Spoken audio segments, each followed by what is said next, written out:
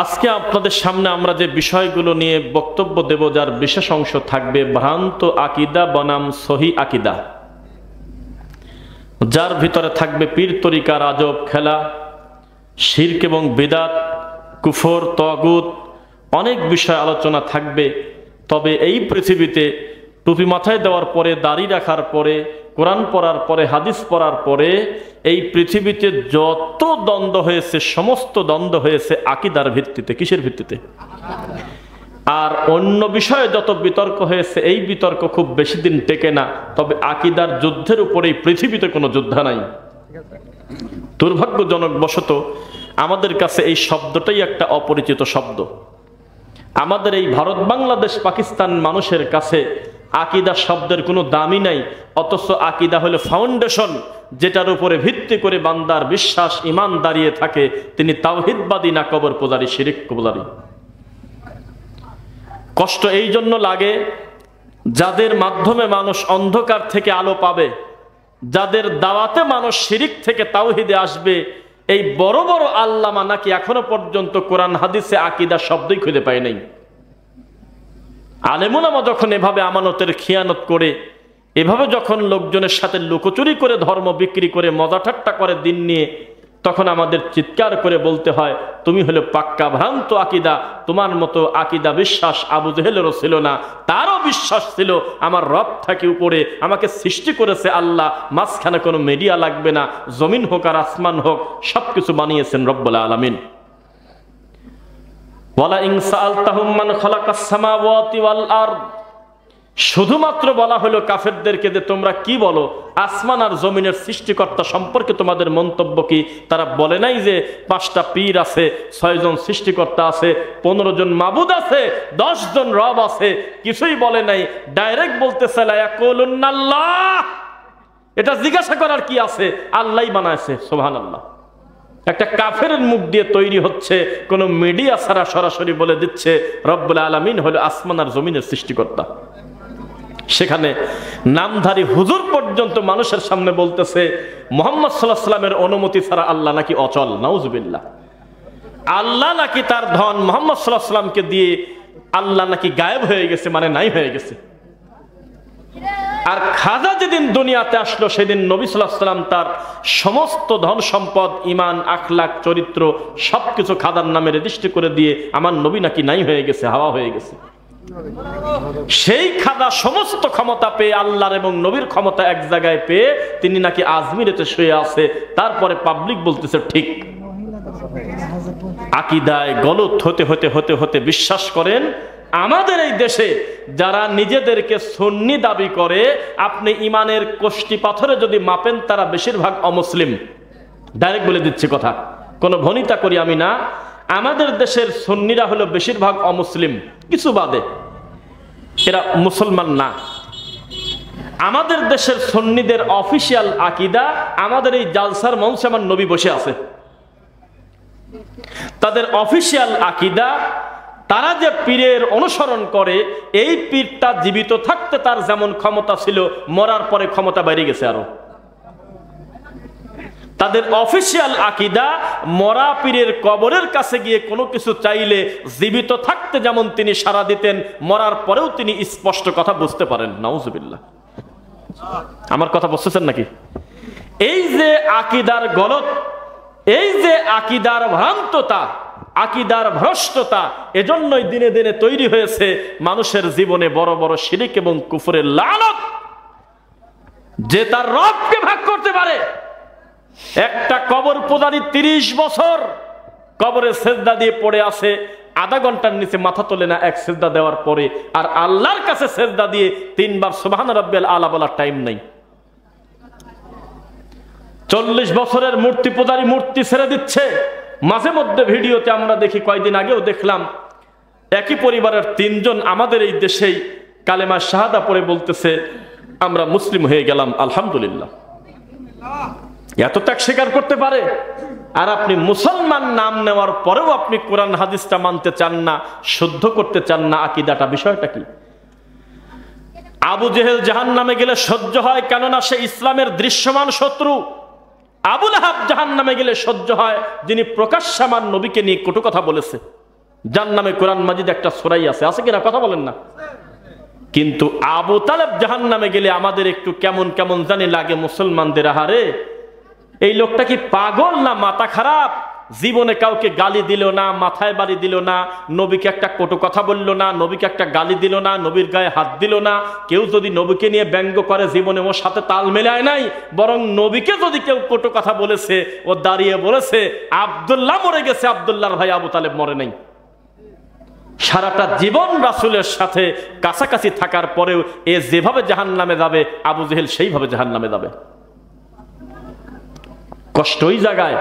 আবু তালেবের সব ঠিক ছিল, একটা জিনিস ঠিক ছিল না, সেটা হলো ব্রেক। এখান থেকে গাড়ি রওনা দিবে ঢাকায়। আমি আপনার কমিটির কাছে জিজ্ঞাসা করলাম, কি আমার প্রিয় মাওলানা ভাই আমানুল্লাহ হাফিজাহুল্লাহর কাছে বলতেছি যে আমি ঢাকায় যাব, গাড়ির ব্যবস্থা কি রকম? তো তিনি আমাকে একটা গাড়ির ব্যবস্থা করে দিচ্ছেন। ধরেন পুঠিয়া থেকে গাড়িটার উনি আমাকে বোঝাচ্ছে চাকা ভালো, নতুন চাকা লাগিয়েছে গাড়ির, স্লিপার কোচ, শুয়ে শুয়ে যাবেন। এত সুন্দর অভিজ্ঞ 40 বছরের অভিজ্ঞতা সম্পন্ন ড্রাইভার, সব ভালো টনটনা, 6 ঘন্টার ভিতরে ঢাকা চলে যাবেন। শেষে খালি বলতেছে মাঝে মধ্যে ব্রেক মিস করে। বুঝতেছেন কথা? শেষের দিকে শুধু আস্তে করে বলে ফেলছে যে আস্তে মাঝে মধ্যে হলে ব্রেক ফেল করে। এ কথা শোনার পর কি কোনো সুস্থ লোক গাড়িতে উঠবে? এতক্ষণ যত প্রশংসা করছে, ব্রেক ফেল করার কারণে সবই শেষ। তা আবু তালেবের কত গুণ, তার গুণের শেষ নাই। বিনয়ী, ভদ্র, রাসূলের কষ্টে কষ্ট পায়, রাসূলের খুশিতে হাসে, রাসূলকে কেউ কষ্ট দিলে তার ব্যথা লাগে, তার সব ভালো। এক জায়গায় এসে ধরা পড়ে গেছে, তার নাম হলো তাওহীদ। কিসে? তাওহীদে ধরা পড়ে গেছে। কারণ তার কাছে ছিল না লা ইলাহা ইল্লাল্লাহ, এটা তার কাছে ছিল না। না থাকার কারণে এত ভালো হওয়ার পরেও লোকটা জাহান্নামে যাচ্ছে। আর আবু জেহেল, ফেরাউন প্রকাশ্যে সারাটা জীবন শয়তানি করার পরেও জাহান্নামে যাচ্ছে। তাই তো আপনাকে আমি বলি, হিন্দু জাহান্নামে গেলে সহ্য হয়, কারণ যে কিছু নড়াচড়া করে সবই তার ভগবান, সবই তার সৃষ্টিকর্তা। সেটা বানর হোক অথবা বিড়াল হোক অথবা গরু হোক, যা কিছু নড়াচড়া করে না সেও তার মাবুদ। খ্রিস্টান জাহান্নামে গেলে সহ্য হবে। এখনকার খ্রিস্টান যারা আল্লাহকে বলতেছে আপনি একাই শুধু না, আপনার একটা ছেলে আছে, আপনার একটা স্ত্রী আছে। ইহুদি জাহান্নামে গেলে সহ্য হয়। বিকৃতি করতে করতে ইসলাম তো মানেই না, নিজেদের ধর্ম মানে না। তারপরে বৌদ্ধ জাহান্নামে গেলে সহ্য হয়। তারা স্লোগান দিয়েছে মানব সেবাই হলো পরম ধর্ম। বৌদ্ধ ধর্মের স্লোগান জীবে দয়া করে যেই জন সেই জন সেবিছে ঈশ্বর। অথচ রোহিঙ্গা মুসলিমদেরকে কচু কাটা করছে, করে নাই? কথা বলেন না কেন? কচু কাটা করেছে আমার রোহিঙ্গা মুসলিম ভাই বোনদের, তাদেরকে আমাদের বাংলাদেশ আশ্রয় দিয়েছে, ঠিক কিনা? হ্যাঁ। অথচ তাদের ধর্মে লেখা জীবে দয়া করে যেই জন সেই জন সেবিছে ঈশ্বর, মানে যে মানুষের সেবা করবে সে আল্লাহর সেবা করছে, এটা তাদের কথা। অথচ তারা জীবন্ত মানুষকে কচু কাটা করেছে এবং মানুষের রক্ত খাইছে বাটিতে করে। দেখছেন কথা? দেখেন নাই? মাথাও নাড়ায় না। কোন কোথায় বাস করেন আপনারা জানি না। মুসলমানের কলিজায় আঘাত লাগলে ব্যথা পান না আপনারা? মুসলমানদেরকে কচু কাটা করেছে তারা, এই রোহিঙ্গায়, এই বৌদ্ধ মানুষ। এরা জাহান্নামে গেলে সহ্য হবে। আর তাহাজ্জুদ পড়ার পরে শুধুমাত্র শিরিক করার কারণে আপনি জাহান্নামে যাচ্ছেন ওই বৌদ্ধের মতো। এর থেকে লজ্জার কি আছে? সারাটা জীবন নবীকে গালি দিয়ে আল্লাহর দিন নিয়ে ঠাট্টা করে তারা জাহান্নামে গেলে আমরা বলবো জাহান্নামে যাওয়ার কারণ ছিল গেছে। কিন্তু আপনি তাহাজ্জুদ পড়েন, তাহাজ্জুদের ত্রুটি নাই, বেতর পড়েন, ফজর পড়েন, জোহর পড়েন, আসর পড়েন, মাগরিব পড়েন, এশা পড়েন, শুধুমাত্র গায়ের সাথে একটা তাবিজ নিয়েছেন। আমরা যখন বলি তাবিজটা খুলে ফেলেন, আপনি বললেন এর ভিতরে পবিত্র কোরআন মাজিদের আয়াত লেখা আছে, এটা খুললে আমার বিপদ আছে। এই বিশ্বাস নিয়ে কবরে গেলেন, আপনি জাহান্নামী। অথচ আপনার আচরণ ভালো, আমানতের খেয়ানত করেন না, কাউকে গালি দেন না, সালাত পরিত্যাগ করেন না, প্রতিবেশীর সাথে সদাচরণ করেন, সবই ভালো। শুধুমাত্র একটা তাবিজ গলায় নিয়েছেন, তবুও তার ভিতরে কোনো ব্রাহ্মণের কথা লেখা নাই, আমার রবের কথা লেখা আছে। ভালো মনে করে তাবিজটা গলায় নিয়ে এই তাবিজের উপরে ভরসা করে আপনি ঈমান হারায় কবরে চলে গেলেন। আপনার জন্য আমাদের আফসোস তো লাগবেই লাগবে। বোঝা যাচ্ছে নাকি? আউযু বিল্লাহি মিনাশ শাইতানির রাজিম। ওয়ালাকাদ বাআসনা ফি কুল্লি উম্মাতির রাসূল, অবশ্যই আমি প্রত্যেক জনপদে প্রত্যেক উম্মতের উপরে রাসূল প্রেরণ করেছি একটা মাত্র উদ্দেশ্যে, আনি আবুদুল্লাহ, আল্লাহর ইবাদত করবে, ওয়াজতানিবুত তাগুত, তাগুতকে বিসর্জন করবে, তাগুতকে পরিত্যাগ করবে।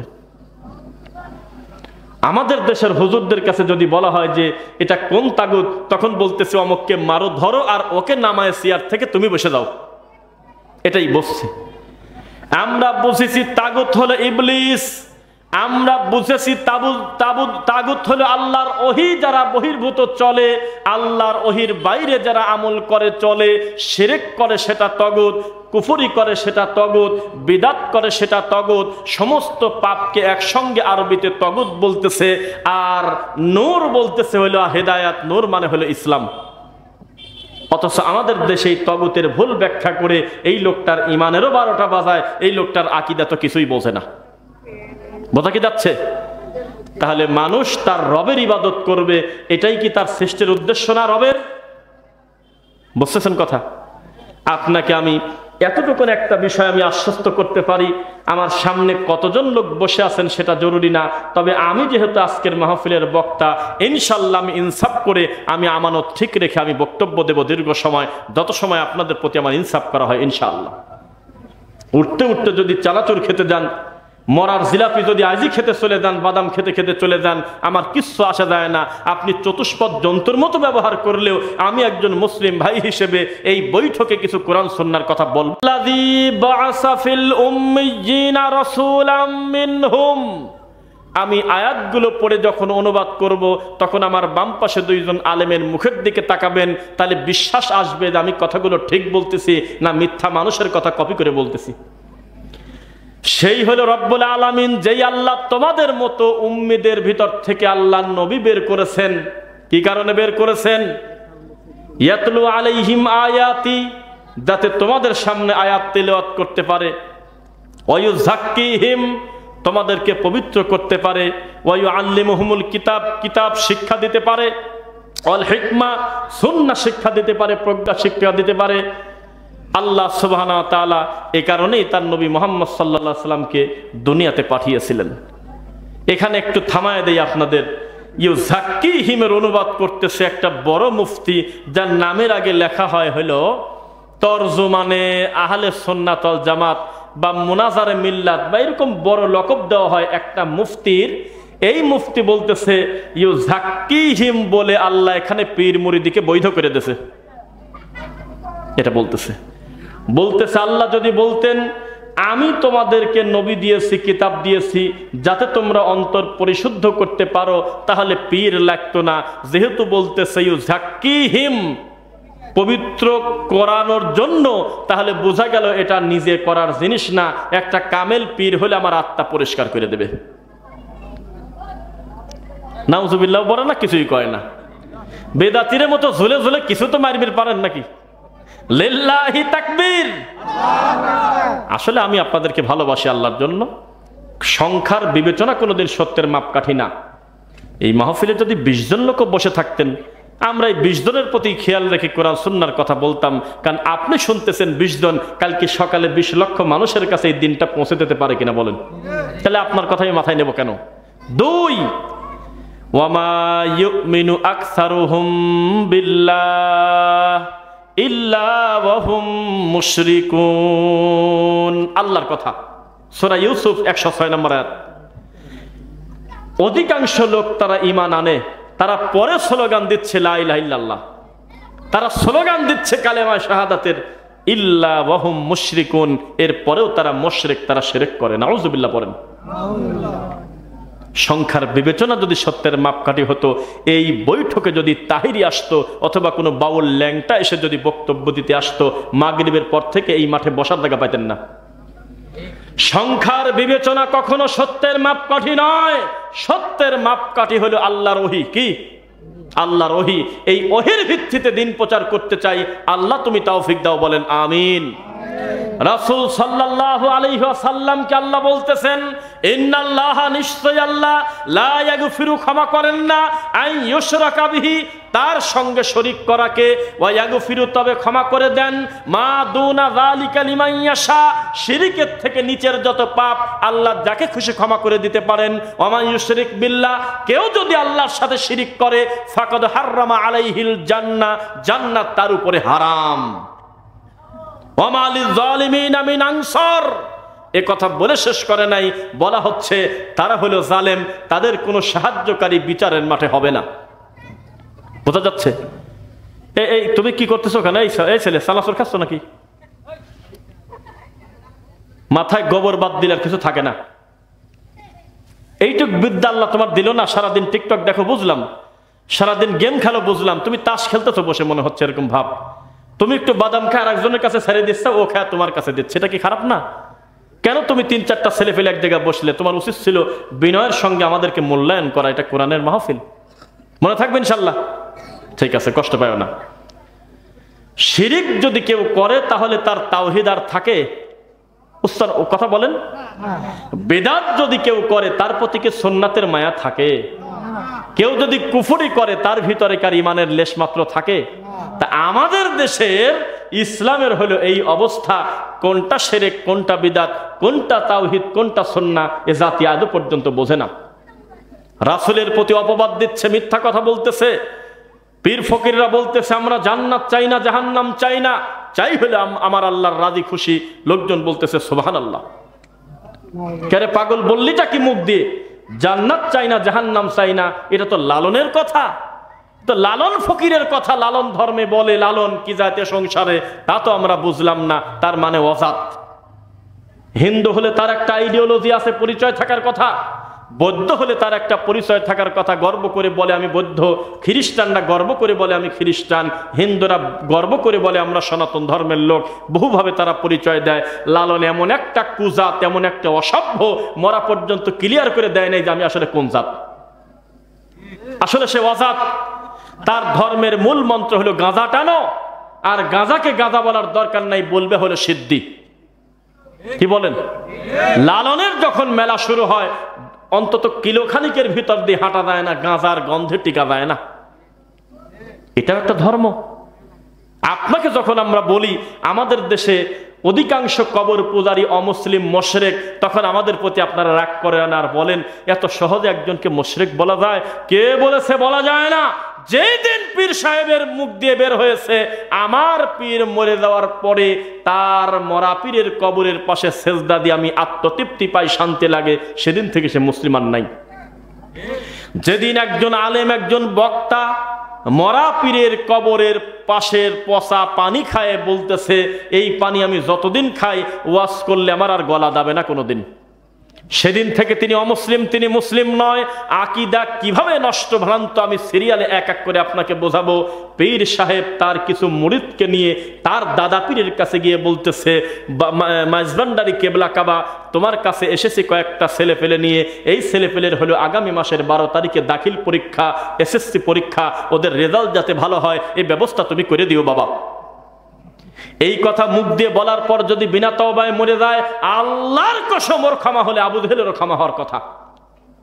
আবু জেহেল যেমন মুশরিক ও তেমন মুশরিক, অথচ এই মানুষটার মাধ্যমে হাজার হাজার মানুষ তার পিছনে সালাত পড়তেছে, তার হাতে ইসলাম ছেড়ে দিয়েছে, জুমার খুতবা ছেড়ে দিয়েছে, মাহফিল ছেড়ে দিয়েছে, জালসা ছেড়ে দিয়েছে। এর জাতির কপালে কি আছে আপনি বলেন? বোঝা কি যাচ্ছে আমার কথা? ভ্রান্ত আকীদা কিভাবে মানুষের ভিতরে ঢোকে।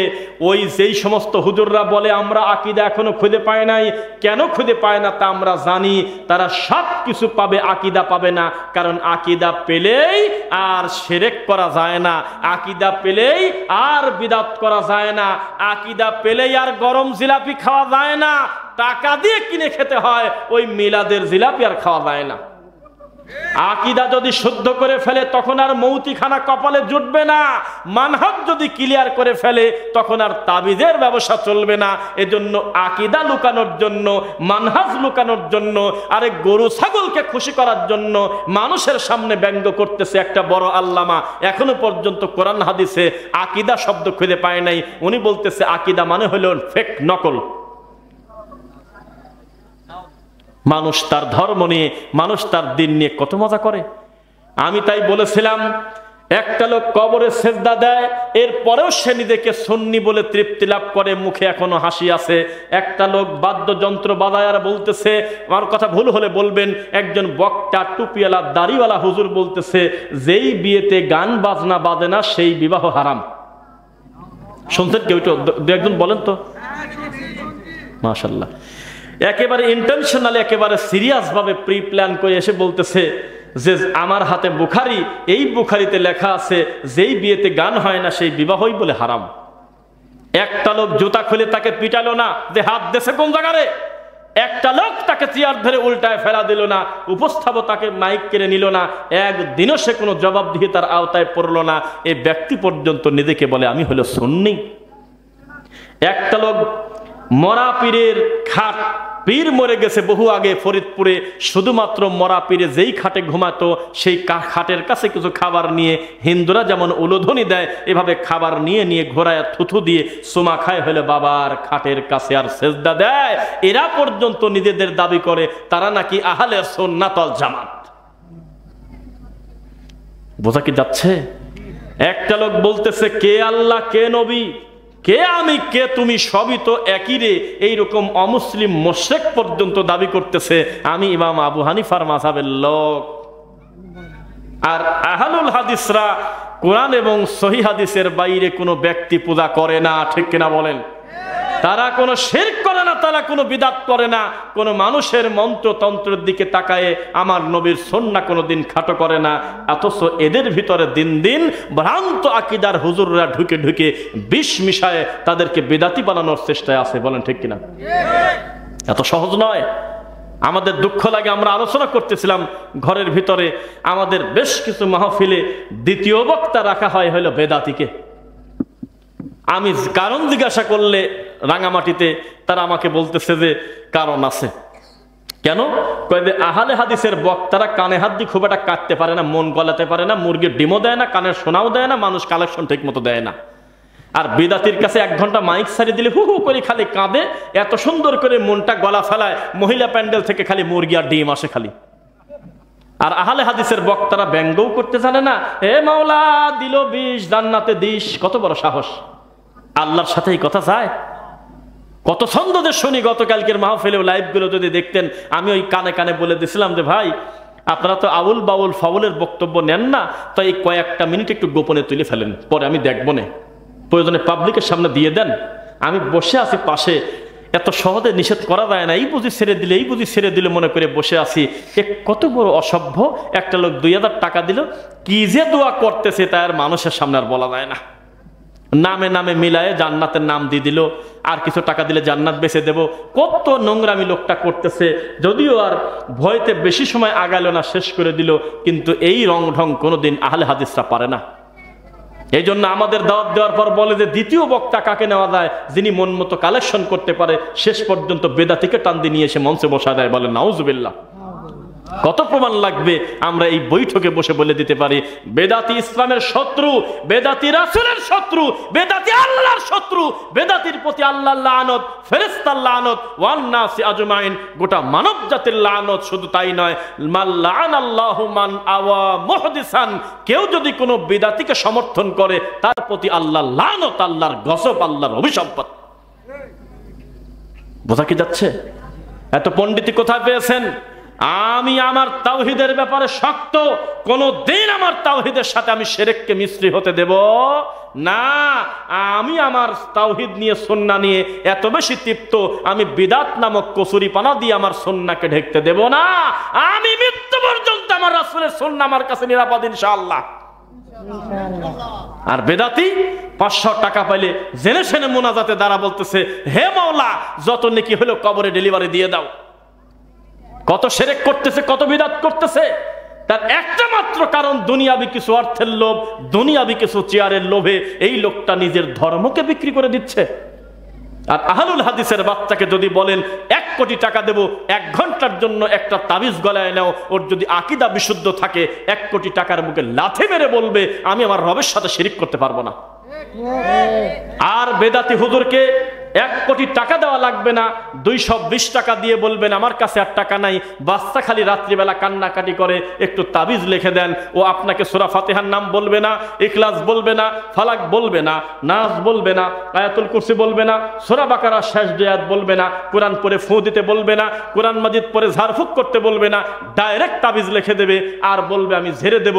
তবে কি করে ফু দেয় তা মানুষের বুঝতে দেয় না, খালি ফুটা জোরে করে শোনা যায়। এই ভণ্ডরা যদি মুখ দিয়ে বলতো আলহামদুলিল্লাহি রাব্বিল আলামিন আর রহমানির রহিম মালিকি ইয়াউমিদ্দিন ইয়্যাকা না'বুদু ওয়া ইয়্যাকা নাস্তাঈন ইহদিনাস সিরাতাল মুস্তাকিম সিরাতাল্লাযীনা আন'আমতা আলাইহিম গায়রিল মাগদুবি আলাইহিম ওয়ালাদ-দাল্লিন, আস্তে বলেন আবার ওরা শুনবি।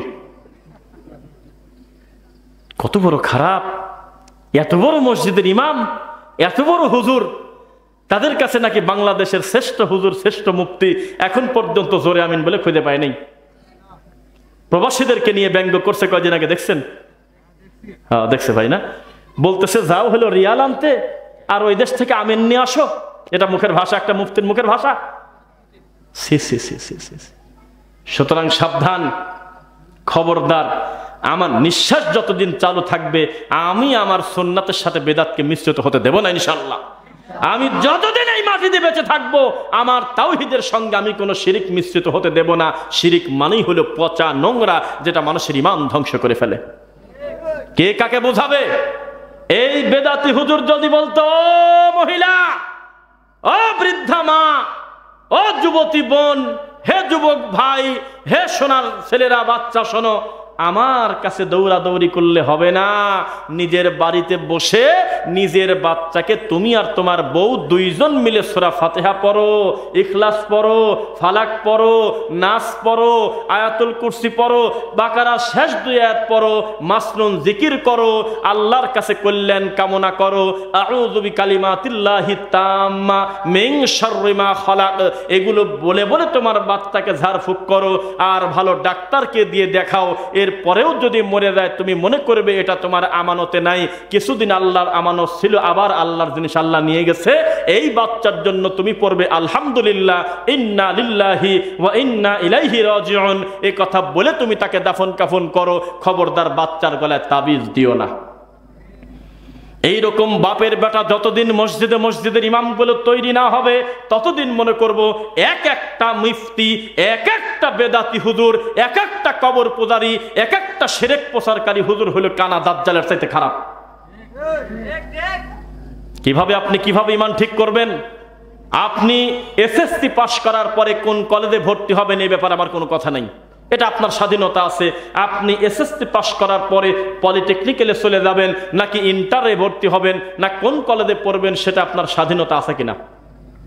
কিন্তু ভর্তি যখন আমার মাদ্রাসা হয়ে গেছেন তখন আমার নীতি অনুযায়ী আপনি চলতে বাধ্য। এখন যদি বলেন এসএসসি পাস করেছি বাপের টাকা খরচ করে নিজের মতো করে, ইন্টার ভর্তি হয়েছে নিজের বাপের টাকা খরচ করে, ফর্ম তুলে আমি আমার মন মতো ভর্তি হয়েছি, আমি 3 মাস পর পর খালি একদিন আসবো, হাফ প্যান্ট পরে আসবো আর মেয়ে ছেলে ফেলের সাথে আড্ডা দেবো, পিঠের চামড়া তুলে দেবে প্রতিষ্ঠান। ভর্তি হয়েছিস বেটা নিজের মতো, যতদিন পর্যন্ত এই প্রতিষ্ঠানে পড়াশোনা করবি এই প্রতিষ্ঠানের রুলস এন্ড রেগুলেশন মেনে তোকে চলতে হবে, ঠিক কিনা? যখন আপনি পড়েছেন লা ইলাহা ইল্লাল্লাহ, যেদিন আপনি তাওহীদের স্বীকৃতি দিয়েছেন সেদিন থেকে তাবিজ বিক্রি করা বন্ধ, সেদিন থেকে মিলাদ পড়ে খাওয়া বন্ধ, সেদিন থেকে পীর মুরিদি করা বন্ধ, সেদিন থেকে তাবিজ কবদের ব্যবসা বন্ধ, সেদিন থেকে আল্লাহর সাথে শিরিক করা বন্ধ, সেদিন থেকে রাসূলের সাথে বিদআত করা বন্ধ, নইলে তোমার এই প্রতিষ্ঠান থেকে পেটায় চামড়া বের করে দেওয়া হবে ইনশাআল্লাহ। এটা আমি করব না, এটা কবরে দেওয়ার সাথে সাথে শুরু হবে। এর নামই হলো ইসলাম। কোন দিন খবরদার সাবধান থাকেন, এ কথা বলার সুযোগ নাই আমার চাচাতো ভাই গান বাজনা বাজালে আমার কি, আমার আব্বা শিরিক করলে আমার কি, আমার স্ত্রী পীরের মুরিদ হলে আমার কি? আল্লাহর কসম এ কথা বলার সুযোগ নাই। বলতে হবে আমার স্ত্রীকে আমি বলবো পীর ফকিরের কাছে যাবে না, পীরের দোহাই দিয়ে মোনাজাত করবে না, পীরের নামে জিকির করবে না, মিলাদ কুলখানি করবে না।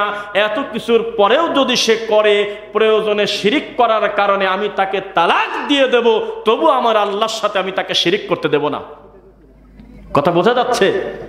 ইন্ডিয়ার কিছু নায়ক আছে, তারা গর্ব করে জনপ্রিয়তা ঠিক রাখার জন্য বলে আমার বউ হলো হিন্দু, আমি হলো মুসলমান।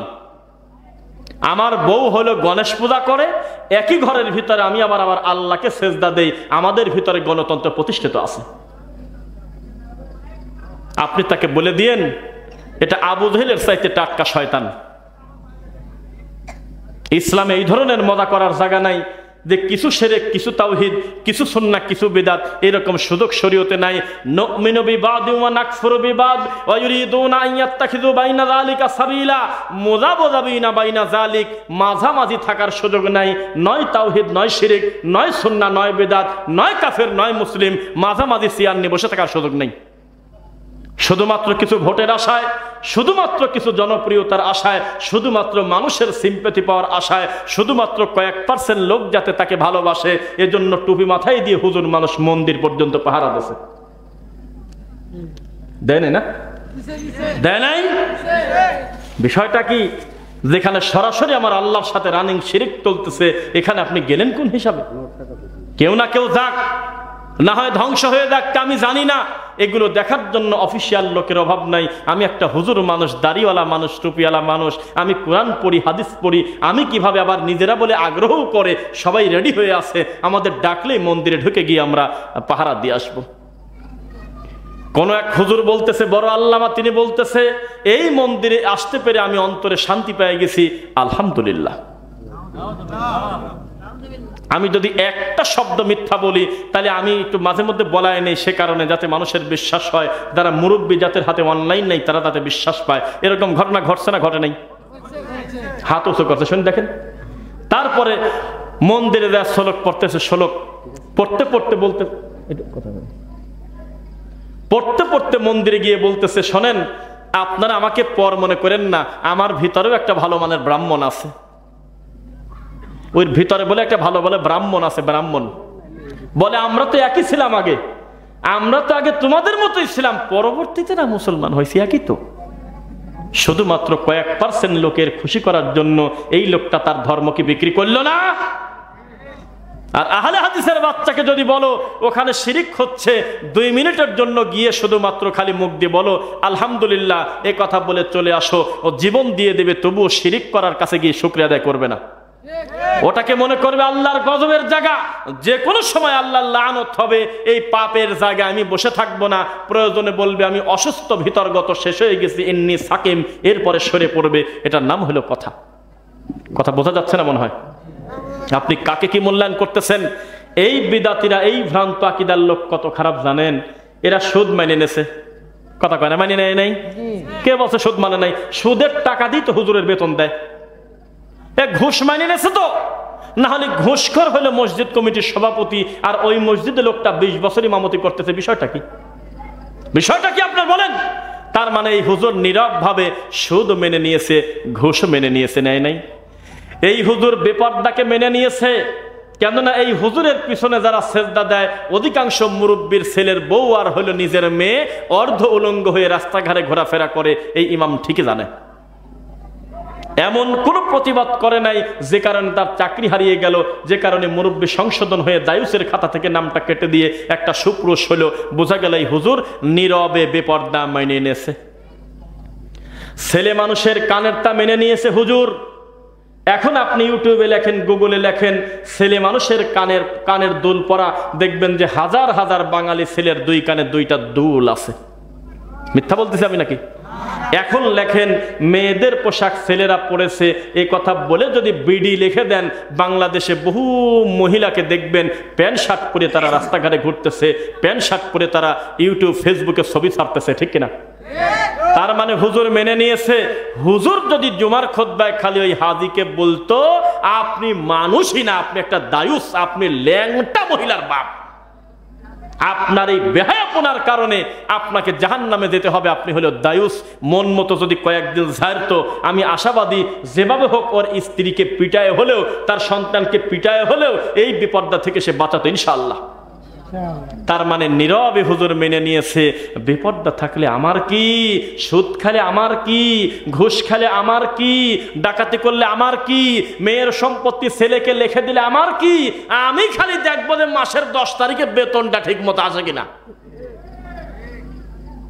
আর আমি খালি খেয়াল রাখবো এই মসজিদে যাতে কোনোভাবে জোরে আমিন বলতে না পারে, বললেই মনে করবো এটা ইহুদির দালাল। আছে কিনা? কত বড় শয়তান, কত বড় ইবলিস। মুয়াজ্জিন হলে প্রতিদিন মদ খায়। মদ মানে কি? বিড়ি। মদ মানে ফেন্সিডিল। মদ মানে গাঁজা। মদ মানে সিগারেট। মদ মানে তামাক। মদ মানে গুল। এগুলো মদ না? আরবিতে প্রত্যেকটা আলাদা করে বলা নাই। আলেমের মুখের দিক তাকান, মধুমিনুল খামর বলা হয়েছে, খামর। আল্লাহ যদি প্রত্যেকটা এই গাঁজার আর ফেন্সিডিলের আর এই তরল পদার্থের নাম বলে বলে যদি আল্লাহ আলাদা করে হারাম করতে যেত, এত বড় কোরআনে শুধু নেশাদার দ্রব্যের নামই আসতো না। আমি কিছুদিন আগে ইন্ডিয়া যায় দেখেছি, ওদের যে সমস্ত জর্দার নতুন নতুন নাম, এই সমস্ত নামের জর্দা আমাদের বাংলাদেশে হাতে গোনা কয়েকটা পাওয়া যায়, আর বাকিগুলি পাওয়া যায় না। ইন্দোনেশিয়াতে গেলে না জানি সেখানকার মানুষগুলো আবার কোন ব্র্যান্ডের খায় আল্লাহই ভালো জানে। কি বলেন? তো কিয়ামত পর্যন্ত যত আরো মাদক ডেলিভারি হবে, আরো তামাকের নাম ভিন্ন হবে, মদের কোয়ালিটি বের হবে, এগুলো আল্লাহ জানেন না? জানেন কিনা? যদি তিনি ভিন্ন ভিন্ন করে আলাদা করে নাম লিখতে যেতেন তাহলে কোরআন মাজিদে শুধু জর্দার নামে আসতো না। হাকিমপুর, শোভা, রতন, বিদাপাতি, ন্যাশনাল, নুরানি নাম দেশে, কন্ত জ্বালা। নুরানি নাম দেশে মানে এটা হুজুরদের নিরাপদ গাঁজা। হুজুর বলতেছে যে আমি তো আর হাকিমপুর খাই না, আমি তো আর রতন খাই না, আমি খাই নুরানি। নামটা কত আরবি সুন্দর নাম, নুরানি কায়দা। ও এখানে তো লেখা আছে, কি লেখা? কি লেখা? কি লেখা? নুরানি কোরআন শরীফ। তাহলে কোরআন আর শরীফটা থাক, আমি এই গ্যাপে বসে দিচ্ছি নুরানি জর্দা। তাহলে কত জর্দা ইবলিস ডেলিভারি দিচ্ছে। এবার আপনি আমাকে সিরিয়াল করে বলেন, এমন একটা শব্দ নবী মুখ দিয়ে বলেছে কিয়ামত পর্যন্ত তার প্রক্রিয়া, তার বোতল, তার সুরমা, তার গঠন, তার লেভেল, নাম ভিন্ন হতে পারে। কুষ্টিয়াতে তৈরি হোক আর লালমনিরহাটে তৈরি হোক, মদ মানেই আরবিতে এমন একটা নাম দিয়েছে খমর, যার ভিতরে তামাক পাতার ভিতরে গুল, জর্দা, ফেন্সিডিল, ইয়াবা, যাই কিছু বলেন না কেন, এগুলো সমস্ত কিছুকে আরবিতে একসঙ্গে বলা হচ্ছে খমর। এক শব্দে সেরে দিয়েছে, কুল্লু মুদমিনুল খামর। প্রত্যেক নেশা তৈরি করা জিনিসের নাম আরবিতে বলা হয় খমর, মদ। প্রত্যেক মদ হারাম। মুদমিনুল খামরি কাআবিদি ওয়াসান।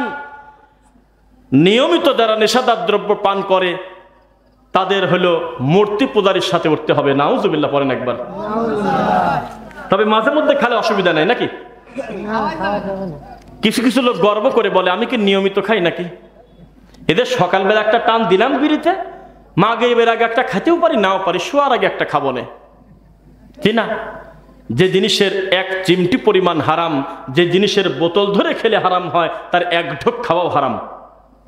বোঝা যাচ্ছে না মনে হয়? তাহলে এত বড় বড় হারাম হুজুর মানিয়ে নেছে, হুজুর আমিন মানতে পারে নাই রে। হুজুর সুদ মানিয়ে নেছে, ঘুষ মানিয়ে নেছে। হুজুর এমন এমন লোকের মেয়ের জন্মদিন উপলক্ষে হুজুর বাড়িতে যা মোনাজাত করে, যেটা মানুষের কাতারেই পড়ে না। হ্যাঁ, এমন এমন বাড়িতে গিয়ে হুজুর আখেরি মোনাজাত করে আসে, যেই লোকটা সমাজের সবচাইতে খারাপ টয়লেটের পোকা, মানুষের প্রতি জুলুম করে, মানুষের সম্পদ আত্মসাৎ করে খায়, মানুষের জমি জবরদস্তি করে খায়। এই লোকটার মা মরে গেছে, হুজুর মানুষ মোনাজাত করে 2 ঘন্টা ধরে প্রায় কাঁদতেছে। এত কিছু মানিয়ে নেছে, কিন্তু জোরে আমিন মানিয়ে নিল না, রফল আদাইন মানিয়ে নিল না, বুকে হাত বাঁধা মানিয়ে নিল না, এই লোকটা পায়ের সাথে পা মিলানো মানিয়ে নিল না। এটা কেমন হুজুর? মানুষ উঠবে ঘোড়ার পিঠে, ঘোড়া উঠেছে মানুষের পিঠে, পরিস্থিতি খুব জটিল। কথা বোঝা যাচ্ছে? যে হুজুর মানুষকে দিয়ে সমাজ থেকে ভ্রান্ত আকীদা উঠে যাবে, শিরকি আকীদা উঠে যাবে, কুফরি আকীদা উঠে যাবে, সেই হুজুরকে দিয়েই জাহান্নাম উদ্বোধন হবে। বোঝা যাচ্ছে নাকি? হয়েছে ওই একটা জায়গায় গেছি, আমাকে বলতেছে যে হুজুর 1 লাখ টাকার কমে বক্তা আসে না, এদের ব্যাপারে কিছু বলেন। আগে হলো 40, পরে হলো জুমার নামাজের আগেই দেওয়া লাগবে হলো 70,000, বাকি 70, নইলে তিনি স্টেজে উঠবে না। সাতক্ষীরাতের ঘটনা তো দেখলেন সবাই, দেখছেন নাকি? ছিল হলো 60,000 মনে হয় না, কত 60,000, হ্যাঁ। আগে নেছে 20 আর 40 বলতেছে জোহরের আগে যদি না দেন আমার মোবাইলে বা অ্যাকাউন্টে, তাহলে আমি স্টেজে উঠবো না। পরে যাই হোক আমরা সেটা প্রকাশ পেল, তাকে কমিটি ধরছিল। তা আমি বললাম দেখেন আপনারা কিন্তু অ্যামাউন্টের দিকে ঢুকে গেছেন, এটা একটা ফ্যাক্ট, তবে আমি ঢুকে গেছি অন্যদিকে। আমি চিন্তা করতেছি আমার ফোকাস অন্যদিকে। এতগুলো টাকা না, একটা সামর্থ্যবান লোক যদি একটা হুজুরের হাতে ওয়াজের শেষে 1 কোটিও টাকা দেয়, আমরা তবুও বলবো একটা আলিফের দামও হয় না, কেননা এগুলো বিক্রি করার জিনিস না। ওনাকে ভালোবেসে কয় টাকা দিল তা আমি জানি না, এটা জাগতিক ব্যাপার, দুনিয়াবি ব্যাপার। কিন্তু আমার একটা প্রশ্ন আছে, এতগুলো টাকা নিয়ে উনি মঞ্চে এসে কামটা করলো কি? এটা হলো আমার কথা। উনি যে টাকাটা নিল নিক, কিন্তু কামটা করে থয়ে গেল কি আসি বলেন? 1-1.5 ঘন্টা এই লোকটা মঞ্চে এসে কি কাজটা করলো? 10টা জাল হাদিস বলে চলে গেছে যা। অথচ 2 মাস ধরে এলাকার লোক টাকা পয়সা, মুষ্টির চাউল, মুরগি, ডিম, কত হাঁস বিক্রি করা টাকা, কত নিরীহ কোরআনে হাফেজ ছেলে রাস্তায় রাস্তায় দাঁড়ায় টাকা তুলে, বাজারে বাজারে কষ্ট করে টাকা তুলে, এই মুরব্বী তার ছেলের কাছ থেকে টাকা নিয়ে, এই ভাই তার বন্ধুর কাছ থেকে মোবাইলে টাকা নিয়ে, বাপ তার প্রবাসী ছেলের কাছ থেকে টাকা নিয়ে 3 মাস ধরে টাকা গোছাইতে হলো 1,20,000, আর বক্তার বিল হলো 1,30,000। তাও বিমানে আসবে, 50 মিনিটের বেশি কথা বলবে না। সবই মানিয়ে নিলাম, কিন্তু বক্তার জালসায় উঠে বলতেছে আহলে হাদিসরা ইহুদিদের দালাল, ঠিক কিনা বলেন? আর আপনি বলতেছেন ঠিক। নাম বলবো না, রকেট হুজুরে চেনেন? হ্যাঁ চিনি। তো সেই হুজুরেকে আমরা দাওয়াত দিতে গেছিলাম, আর বললাম কত চান? কয় যে 70 দিও। আমরা বললাম দিলাম, 70 দিলাম, কিন্তু ডেট কবে দিবেন তাই বলেন। কয় যে না, টাকা 70 দিবে, 6 মাস পরে আমরা জানাবো তোমাকে, তোমাকে কবে ডেট দেওয়া যায়।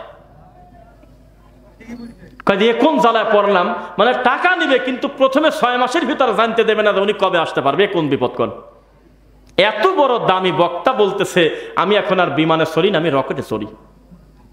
ডোনাল্ড ট্রাম্পের কথা কোরআন আর হাদিসে বলে খুঁজে পাইছে লোকটা। আমার হাতে কোরআন না, বলেন তো দেখি আমি কি মিথ্যা বলতেছি? সাক্ষী দেন না 2-1 জন। শুনছেন না? কি বলছে বলেন আপনাদের শুনি। নাম বলবেন না, কি বলছে এটা বলতেছি। বলছিল যে ডোনাল্ড ট্রাম্পের কথা হাদিসের মধ্যে আছে, হুবহু এই কথাই বলছে। জালসার মঞ্চে আমি লজ্জায় মরি। আল্লাহ, এত হুজুর মানুষ বসে আছে তার বক্তব্যে, এত আলেম ওলামার সামনে, এত শ্রোতার সামনে কথা বলল কিভাবে মুখ দিয়ে যে ডোনাল্ড ট্রাম্পের নাম হাদিসে পাওয়া গেছে? এটা কি ভাষা? রানী এলিজাবেথ বলে নবীর বংশে, কোন বিপদে পড়লাম বলেন?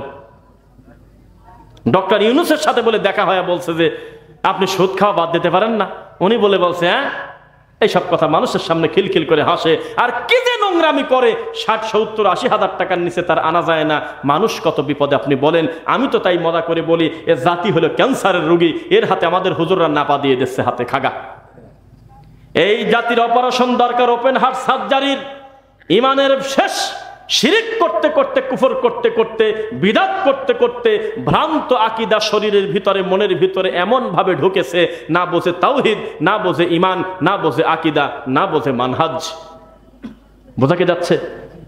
ডক্টর মুজাফফর বিন মোহসিন হাফিজাহুল্লাহ, উনি আমাদের পাবনাতে গিয়ে একটা বক্তব্যে নাকি বলছে, একটা বক্তব্যে বক্তব্য আমি 1.5 ঘন্টার মতো দিছি বক্তব্য। বক্তব্যের বিষয় ছিল হলো সালাফি মানহাজ কি। বক্তব্যের বিষয় ছিল মানহাজ কি এবং তার পরিচয় কি।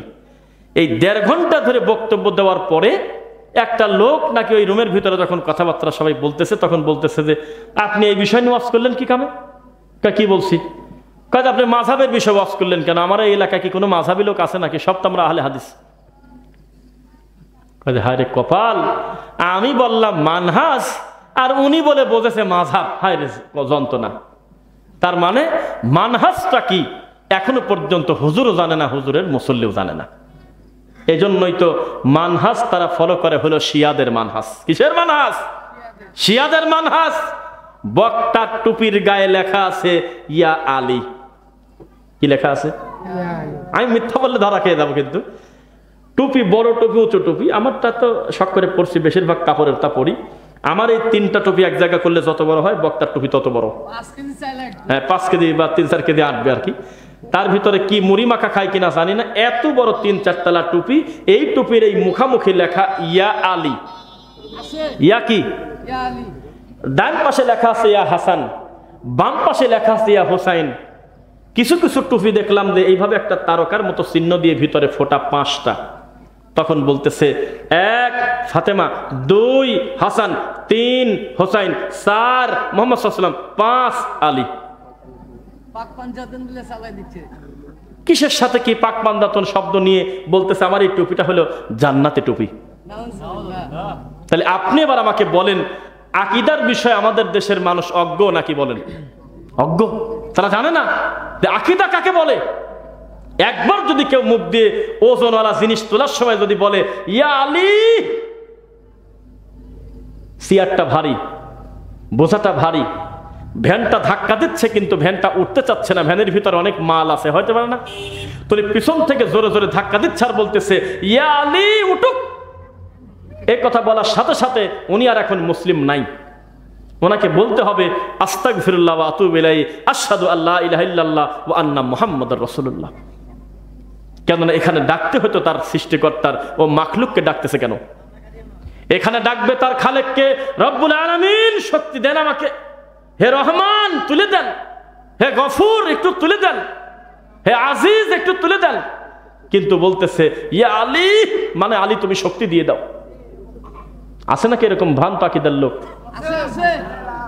ছোটবেলায় স্কুলে গিয়ে এরকম খেলছেন নাকি, এরকম হাত দিয়ে আর এক হাত ধরা, এরকম বন্ধু বন্ধু পাঞ্জা ধরা? তখন কোনোভাবে কোলাতে না পেরে শেষ পর্যন্ত বলতেছে যে মেডিসিন পেয়ে গেছে, কি কয় যে ইয়া আলী, এইভাবে হাত বাঁকা করতে যায়। ও হুজুর তুমি টুপিওয়ালা দাড়িওয়ালা তখন ইমামতি করেছো, তখনও তোমার নাম ছিল কোরআনে হাফেজ, তখনও তোমার নাম ছিল আলহাস, তখনও তোমার নাম ছিল মৌলানা, তখনও তোমার নাম ছিল মুফতি। জীবনে কোনোদিন ছেলে পেলেকে ধমক দিয়ে বলো নাই তুই আলীর নাম নিচ্ছিস কি কারণে? এখানে তিনি অবশ্যই সম্মানের মানুষ। আল্লাহর নবীর মৃত্যুর পরে, আল্লাহর নবীর পরে সবচাইতে দামি 4 জনের একজন হলে আলী রাদিয়াল্লাহু আনহু। এ ব্যাপারে কোনোদিনও সন্দেহ করব না, কিন্তু শক্তি নেওয়ার জন্য তুমি আলীর নাম নিচ্ছ কেন? এই আলী নিজেও তো শক্তির জন্য তার রবের নাম নিচ্ছে, তো তুমি তার নাম নিচ্ছ কেন? কেউ আমাদের শেখায় নেই। কেউ কি শেখাইছে বলেন না কেন? এরপরে বলতেছে যে আল্লাহ রাসূলের নামে রওনা দিলাম, বলে আল্লাহ রাসূলের নামে রওনা দিলাম, আল্লাহ রাসূলের নামে দোয়া করবেন, আল্লাহ রাসূল সব জানে। বলে কিনা কথা? বলে বলে বলে যে সব আল্লাহ রাসূল জানে। আল্লাহ রাসূলকে বলতে হয়তো সব কে জানে? আল্লাহ। বলেন কে জানে? আর মুহাম্মদ সাল্লাল্লাহু আলাইহি ওয়াসাল্লাম তিনি গায়েবের মালিক নন। তিনি বলেছেন কুল, হে নবী আপনি বলে দেন, লা ইয়ালামু মান ফিস সামাওয়াতি ওয়াল আরদিল গায়বা ইল্লাল্লাহ।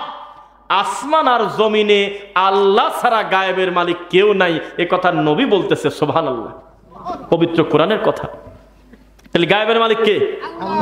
না না, বলতে হতো একমাত্র আল্লাহ। গায়েবের মালিক কে?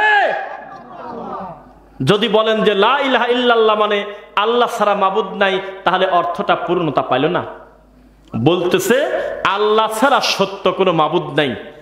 এবার এখন মনে পড়ে গেল আয়াতটা বলি। আয়াতটা হলো, খেয়াল করবেন সবাই,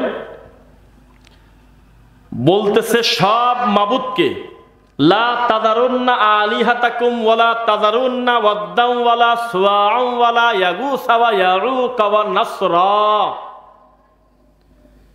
ওরা বলতেছে সব মাবুদকে একসাথে বাদ দিও না, কিছু থাক, ইয়াগুস থাক, ইয়াউক থাক, নাসার থাক, কয়েকটা মাবুদ থাক, আর সমস্ত মাবুদকে তোমরা তালাক দিয়ে দাও।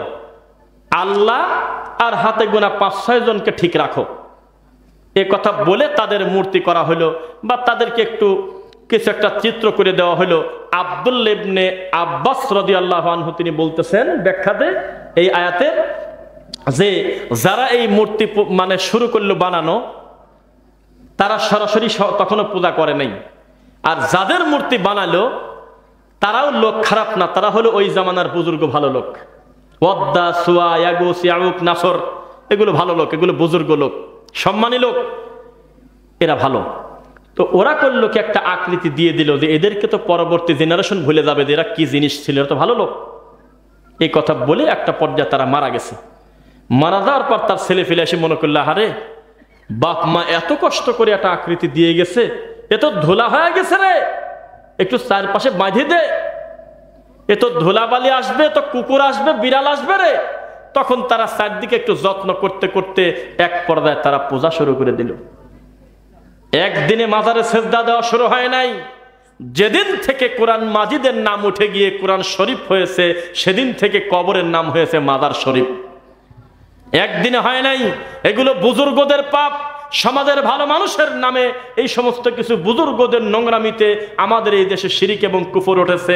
আমি একটা বক্তব্যে দেওয়ার আগে দ্বিতীয় বক্তা আমাকে প্রেশার দিয়ে দিচ্ছে, বলা চলে যে আমাদের দেশে ইসলাম নিয়ে আসতে হলো পীর ফকির। কি আনছে? পীর ফকির বলতেছে। ৩-৪ বার কথাটা উচ্চারণ করে বলল। পরবর্তীতে আমি সময় পেয়ে সালাম দিয়েই বলতেছি, আমাদের এই দেশে ইসলাম নিয়ে আসছে পীর ফকির। এই কথা যিনি বলেছে তার তাৎক্ষণিক পাবলিকের সামনে নতুন করে কালেমা তওবা পড়া উচিত। ইসলাম কোনো ব্যক্তির সাথে সম্পর্ক না, এটা হলো এই রশিটা আল্লাহর হাতে। কাকে দিয়ে তিনি দিনের খেদমত নেবেন এটা রব্বুল আলামিন জানে, কিন্তু ইসলাম নিয়ে আসছে পীর ফকির, এটা বলেন কোন এককেলে? জি, পীর টুপি নিয়ে আসছে হতে পারে, পীর মানুষকে একটু নামাজের দাওয়াত দিয়েছে হতে পারে, পীর মানুষকে দরুদ শিক্ষা দিয়েছে হতে পারে, নাও পারে। তবে পীরই নিয়ে আসছে এই দেশে শিরিক, পীরই নিয়ে আসছে এই দেশে মানুষ পূজা করা, পীরই নিয়ে আসছে জীবিত মানুষকে কিভাবে আল্লাহর আসনে বসানো যায়, পীরই নিয়ে এসে আমাদের দেশটাকে ধর্মটা একেবারে শেষ করে দিয়েছে। পীররা প্রথম যখন ওই ভারত থেকে আসে তখন রুটি পকেটে করে নিয়ে বগলে করে নিয়ে সবে বরাতে একটু করে বাড়িতে গিয়ে বলতো আলহামদুলিল্লাহি রাব্বিল আলামিন আর রহমানির রহিম, 2-1টা সূরা পড়ে 20টা টাকা নিত, একটু জিলাপি খাতো, একটু হালুয়া রুটি খেয়ে সবে বরাতে এইরকম বাড়িতে ঘুরেছে। তারপরে কিছুদিন পরে সম্মান এমন বাড়ে গেল, তাকে আপনার পালকিতে করে নিয়ে আসতে হয় ভারতের বর্ডার পার করে। কে জানতো? ওরাও কোনোদিন বুঝতে পারে নাই এটা একটা আশ্চর্য জাতি বাঙালি, যে জাতি ল্যাংটা লোকের পর্যন্ত পীর কয়। শেষ পর্যন্ত তাদেরকে এমন একটা আসনে বসায় দিয়েছে, মসজিদের থেকে আমাদের দেশে খানকার দাম বেশি। একটা বক্তার বক্তব্য শুনলাম, উনি বলতেছে আগে হলো খানকা পরে হলো মসজিদ। আল্লাহর কসমে কথা বলছে। অথচ আল্লাহ বলতেছে ইন্না আউওয়ালা বাইতিন উদিআ লিন-নাসি লাল্লাযী বিবাক্কাতা মুবারাকান ওয়া হুদাল লিল নাই মনে নাই আলামিন। প্রথম ঘর কি? প্রথম আল্লাহর ঘর বাইতুল্লাহ। আর এ বলতেছে প্রথম হলো খানকা, খানকার পরে হলো মসজিদের স্থান। নাউজুবিল্লাহ। বলে যে মসজিদে মানুষ নামাজ পড়তে যায় আর খানকাতে মানুষ পীরের মাধ্যমে আল্লাহর ওলি হয়ে যায়। নাউজুবিল্লাহ মিন যালিক। বিশ্বাস করেন বাঁশের চাইতে কঞ্চি বড় হয়ে গেছে। যাদের মাধ্যমে আমাদের এই দেশে শিরক আর বিদআত পাইছি, ওই ভারতেও এখন পর্যন্ত দেওয়ানবাগের মতো একটা রোগী নাই। তারাও এত বেশি ধর্ম নিয়ে ব্যঙ্গ করে তা আমাদের জানা নাই। বাংলাদেশে জিকিরের নামে দরুদের নামে যে পরিমাণ ঠাট্টা মস্করা করে। ভ্রান্ত আকীদা কাকে বলে আপনাকে আমি বোঝাই। ভ্রান্ত আকীদা তো ওটাই যে হুজুর মুখ দিয়ে বলতেছে ইয়া গাউসুল আজম। এ কথা একদিন যদি মুখ দিয়ে সে আব্দুল কাদের জিলানী রাহিমাহুল্লাহকে বলে থাকে, নতুন করে তাকে তওবা পড়তে হবে। কেননা গাউসুল আজম সাহায্যকারী একমাত্র রব্বুল আলামিন। কে সবচেয়ে বড় সাহায্যকারী? কে? আল্লাহ রাব্বুল আলামিন। কেউ যদি বলে মুহাম্মাদুর রাসূলুল্লাহ সাল্লাল্লাহু আলাইহি ওয়াসাল্লাম, আমরা যখন মিলাদ পড়ি যে কোনো সময় আমার নবী আমাদের এই মজলিসে এসে যেতে পারে, সেজন্য আমরা দাঁড়িয়ে তার সম্মানার্থে বলি ইয়া নবী সালাম আলাইকা। এই কথা বলার সাথে সাথে তাকে আর সুস্থ মস্তিষ্ক বলা যায় না, তিনি ভ্রান্ত আকীদার ভণ্ড মুসলিম। বোঝা কি যাচ্ছে? কেউ যদি বলে আল্লাহ হলে আমার কলবে, আল্লাহ সর্বত্র বিরাজমান, এ হলো আবু জেহেলের মতো বেঈমান কাফের। কেননা আল্লাহ সর্বত্র বিরাজমান, আল্লাহ হলে আমার কলবের ভিতরে, আমার কলব হলো আল্লাহর আরশ। এগুলো কোনো মুসলমানের মুখের ভাষা না। বোঝা যাচ্ছে? হুজুরের বাপরে বাপ, হুজুরকে খালি বলা হচ্ছে হুজুর আপনি বলতেছেন যে আল্লাহ সর্বত্র বিরাজমান, এটা তো কোরআন মাজিদের আয়াতের পরিপন্থী হয়ে যায়। হুজুর আপনি বলতেছেন যে আল্লাহ কলবে কলবে থাকে, এরা তো সূরা তাহার 5 নম্বর আয়াতের বিপরীত হয়ে যায়। আল্লাহ তার নিজের ব্যাপারে বলতেছে আর রহমানু আলাল আরশি ইস্তাওয়া, রহমান হলে আমি আরশের উপরে থাকি। তাহলে কিসের ভিত্তিতে আপনি বললেন কলবে? তখন হুজুর বলতেছে হানাফি মাযহাবে ঠিক আছে। চাঁপাইনবাবগঞ্জের শিবগঞ্জে একটা মসজিদে আমরা ফজরের সালাত পড়লাম। সালাম ফিরানোর পর ইমাম বলতেছে, হুয়াল্লাহুল্লাযী লা ইলাহা ইল্লাহু আলিমুল গায়বি ওয়াশ শাহাদাতি হুয়ার রহমানুর রহিম, হুয়াল্লাহুল্লাযী লা ইলাহা ইল্লাহু আল মালিকুল কুদ্দুসুস সালামুল মুমিনুল মুহাইমিনুল আজিজুল জাব্বারুল মুতাকাব্বির সুবহানাল্লাহি আম্মা ইউশরিকুন, হুয়াল্লাহুল খালিকুল বারিউল মুসাউবিরু লাহুল আসমাউল হুসনা ইউসাব্বিহু লাহু মা ফিস সামাওয়াতি ওয়া মা ফিল আরদ। তারপর কি? ওয়াহুয়াল আজিজুল হাকিম। তার মানে সূরা বাকারার শেষ 3 আয়াত, সূরা হাশরের শেষ 3 আয়াত। আমি তাকে বললাম যে সূরা হাশরের শেষ 3 আয়াত পড়লেন, এর ফজিলতটা যদি বলে দিতেন। ও তো আমাকে চেনেন, আমি মানকি টুপি পরে আছি। যে ঠান্ডা পড়ছিল সেই সময় মানকি টুপি বানর টুপি চেনেন নাকি? মাথা দিয়ে কান মান দিয়ে কষে বাঁধা। হ্যাঁ, তারপরে আমি আমার মাছ ধরছি, তো আমাকে অত ভালো বুঝতে পারে নাই। বলতেছে যে মাশাআল্লাহ আমার ভাই এটা সুন্দর প্রশ্ন করছে। তো উত্তর দিচ্ছে, কেউ যদি সকালে পড়ে এটা সন্ধ্যার আগে যদি মরে যায় তো ৭০,০০০ রহমতের ফেরেশতা তার জন্য ক্ষমা চায়। সন্ধ্যায় পড়লে কয় যে কবলাল ফজর, ফজরের আগ পর্যন্ত যদি লোকটা মরে যায় তো ৭০,০০০ রহমতের ফেরেশতা তার জন্য দোয়া করে। আমি বললাম আছে কোন জায়গা? কয় যে আপনি মনে হয় ওহাবি। আমি বললাম যে দলিলটা দিয়ে দেন, এত বড় একটা ফজিলতপূর্ণ আমল যেটা মানুষকে নিয়ে প্রতিনিয়ত আপনি করতেছেন, তার কোনো না কোনো ভিত্তি তো শরীয়তে থাকার কথা। তখন আপনি বলতেছে, আপনি প্রথমে বলবেন না যে আপনি লামাযহাবী, আপনি যদি হানাফি মাযহাব হতেন তাহলে ঠিক আছে। তখন আমি বললাম যে আমার তো জানা ছিল না হানাফি মাযহাবের সৃষ্টিকর্তা তো আলাদা। তখন লজ্জা পেয়ে বলতেছে যে না, কথাটা এভাবে আপনি বলতে পারেন না। আমি বললাম যে আমি প্রশ্ন করলাম কি আর আপনি উত্তর দিলেন কি? আমি বললাম যে আমার নবীর কোন হাদিসে আছে আর আল্লাহর কোরআন মাজিদের কোন আয়াত দ্বারা প্রমাণ হয় যে এটা পড়া যাবে। আপনি আমাকে জবাব দিচ্ছেন আপনি মনে হয় লামাযহাবী, এটা কোন উত্তর? তখন ওদের ভিতরে গ্রুপ টুরুপ আমাদের সাথে ঝগড়ায় ওদের দলটা ভারী হয়ে গেল। এই হলো সমাজের পরিস্থিতি। ভ্রান্ত আকীদা, জাল হাদিসের প্রভাবটা কত বেশি। এই দেশ, আমি গতকালকে বলছিলাম, এটা আশ্চর্যজনক দেশ, যেই দেশে মরা মানুষের খাদেম লাগে। হ্যাঁ, তাজা মানুষের খাদেম লাগে না, মরা মানুষের খাদেম লাগে। বিপদ কোন জ্বালা পড়ছি, মরে গেছে তার কি দরকার, এই লোকটার আবার খাদেম লাগে। এই দেশে কিভাবে আপনি সঠিক ইসলাম পাবেন? শায়েখ আব্দুর রাজ্জাক বিন ইউসুফ হাফিজাহুল্লাহ এই কথা সাধে বলে নাই যে ইসলাম সৌদি আরব থেকে ইরাকে ঢুকছে, ইরাক থেকে ইরানে, তারপরে পাকিস্তান দিয়ে ঘুরে পেঁচ খাতে খাতে আইসি বাংলাদেশে ঢুকে একেবারে আসলটা ওখানে বেশিরভাগ পড়েই আছে। আমরা যা পাইছি তা হলো শিয়া কেন্দ্রিক ভ্রান্ত আকীদা পাইছি। একদম রাইট কথা। নামের আগে করে কথায় কথায় আলী, আরে আলীর সাথে শত্রুতা বহু দূরের কথা। আলী রাদিয়াল্লাহু আনহুকে আমরা কলিজার অন্তরস্থল থেকে ভালোবাসি আল্লাহর জন্য। তারা হলো জান্নাতের সুসংবাদ প্রাপ্ত প্রথম সিরিয়ালের 10 জনের একজন। তারা, আমরা সাহাবীদেরকে সবচেয়ে বেশি ভালোবাসি আল্লাহর জন্য নবীর পরে। মা আনা আলাইহি ওয়া আসহাবি, নবী বলেছেন আমাকে অনুসরণ করো, আমার সাহাবায়ে কেরামকে ইত্তেবা করো, অনুসরণ করো। আর সাহাবায়ে কেরামকে ভালোবাসবো না, এটা তো ঈমানের হতে পারে না। পারে কি? অথচ নামের আগে বলতেছে আলী, হাসান, হোসাইন। না আছে কিনা বলেন তো দেখি? আছে। ওই যে নাম হলো, দাঁড়ান খেয়াল করবেন, নাম হলো, ফাইন মনে পড়ছে, নাম হইল নূর মোহাম্মদ। কি নাম? কোন হুজুর বলবে এই নামটা খারাপ? আপনি আমাকে উত্তর দেন তো দেখি। আর আমি আপনাদের সামনে আমি আমার আলেম ভাইকে জিজ্ঞাসা করি, নূর মোহাম্মদ মানে কি? মোহাম্মদের নূর, তো এটা কি ধরনের নাম? নাম রাখতেছে ইয়াসিন, এর অর্থ নাই। নাম রাখতেছে হামিম, অর্থ নাই। নাম রাখতেছে ইয়াসিন, অর্থ নাই। নাম রাখতেছে মিম, অর্থ নাই। নাম রাখতেছে লামিয়া, অর্থ নাই। 2-3টা অক্ষর এক জায়গা করে নাম রাখতেছে। নাম রাখতে জ্ঞান লাগে কিনা বলেন তো দেখি? নামের শেষে কথায় কথায় আলী, নামের শেষে কথায় কথায় হাসান, হোসাইন, ও তো বোঝে না এটা হলো শিয়াদের প্রভাবে হয়েছে আমাদের উপমহাদেশে। হ্যাঁ, যার নামের পরে হাসান, হোসাইন, আলী নাই, যার নামের পরে হাসান, হোসাইন, আলী নাই, সে তো ভালো শিয়াই হতে পারে না। এটা তো তাদের আকীদা।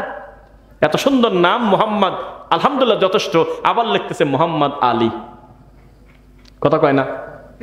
এত সুন্দর নাম ইব্রাহিম, একটা নবীর নামের নাম রে, আবার লিখতেছে ইব্রাহিম হাসান। এত সুন্দর নাম হলো আপনার আলী, থাক শুধু আলী থাক, আবার নামের শেষে লিখতেছে আলী নূর। এগুলো কোথা থেকে আসলো? ফাতেমা রাদিয়াল্লাহু আনহা তিনি আপনার মা হলো কিভাবে? তার মা হলো আমাদের মা। বোঝা যাচ্ছে না মনে হয়? নবীর স্ত্রীগণ আমাদের মা। কোরআনের কথা। ভ্রান্ত আকীদা কাকে বলে একটু সিরিয়াল করে দেখেন। কথায় কথায় বলতেছে মা ফাতেমার, মা ফাতেমার, মা ফাতেমার। ফাতেমা কি তোমার মা? দলিল ছাড়াই কথা বলা যাবে আবেগে? মা হলো আয়েশা, মা হলো খাদিজা রাদিয়াল্লাহু আনহুমা। এদেরকে আমরা আম্মা জান বলবো, বলতেই হবে, কেননা কোরআন মাজিদের কথা ওয়া আজওয়াজুহু উম্মাহাতুহুম। নবীর স্ত্রীগণ আমাদের কি বলেন তো দেখি? মা। মানুষ ভ্রান্ত আকীদা নিতে নিতে নিতে নিতে আলিয়া মাদ্রাসার বড় হুজুর বলতেছে 5টা বড় পীর আছে, আউলিয়া আছে, যার ভিতরে বায়েজিদ বোস্তামি আছে, যার ভিতরে খাজা মঈনুদ্দিন আছে, যার ভিতরে আব্দুল কাদের জিলানী আছে। এরকম আরো কয়েকজনের নাম নিয়ে মোনাজাত করলে সেই মোনাজাত নাকি উপর থেকে ফেরত আসে না। অথচ তাদের ডেলিভারি হয়েছে আমার নবীর মৃত্যুর অনেক বছর পরে। মিথ্যা না সত্য? আল ইয়াউমা আকমালতু লাকুম দীনাকুম ওয়া আতমামতু আলাইকুম নি'মাতি ওয়া রাদিতু লাকুমুল ইসলাম দীনা। দিনটা পরিপূর্ণ হয়ে গেছে। কিয়ামত পর্যন্ত এই দিনে সরিষা ঢোকানোর জায়গা নাই। আলাদা করে মুসলিম উম্মাহ এমন বিপদে পড়বে না। আলাদা করে ওহী নাযিল করে হালালকে হারাম করতে হয়, হারামকে হালাল করতে হয়। নবী থাকতে যা ছিল তাই আছে, কিয়ামত পর্যন্ত তাই থাকবে। ঠিক কিনা বলেন? কে তোমাকে শেখালো মিলাদ পড়ে শুরু করলে? মিলাদ পড়া কিন্তু বেদাত। বোঝা কি যাচ্ছে আমার কথা? মিলাদ পড়া কিন্তু বেদাত। এভাবে ভঙ্গি করেন না, সত্য কথা বলতেছি। দরুদ ছিল, এইটাকে দাফন করে দেওয়ার চেষ্টা করেছে ইবলিস, নাম দিয়েছে হলো মিলাদ শরীফ। অথচ এইটা পড়লে লাভ হলো জাহান্নামে যেতে হবে মিলাদ পড়লে, কারণ এটা বিদআত। এইটা সুন্দর করে ইবলিস শয়তান সাজিয়েছে, কিন্তু দরুদ সাজায় নাই, কারণ জানা যে এইটা পড়লে তো জান্নাতে চলে যাবে, এইটা পড়লে 10টা নেকি পাবে, 10টা গুনাহ ক্ষমা হবে, সাল্লাল্লাহু আলাইহি আশার। এমনকি আল্লাহ দারাজাত তার লম্বা করে দেবে, 10টা সম্মান বৃদ্ধি করে দেবে। এইটা কোনোদিন আতর গোলাপ জিলাপি খোরমা দিয়ে সাজায় নাই। মানুষের তৈরি করা, ইবলিসের তৈরি করা। মিলাদকে সাজিয়েছে জিলাপি দিয়ে, মিলাদকে সাজিয়েছে গোশত দিয়ে, মিলাদকে সাজিয়েছে বিরিয়ানি দিয়ে, মিলাদকে সাজিয়েছে আগরবাতি দিয়ে, মিলাদকে সাজিয়েছে অনুষ্ঠান দিয়ে, মিলাদকে সাজিয়েছে 2000 টাকা হাদিয়া দিয়ে। মিথ্যা না সত্য বললাম? আকীদা শুদ্ধ করেন।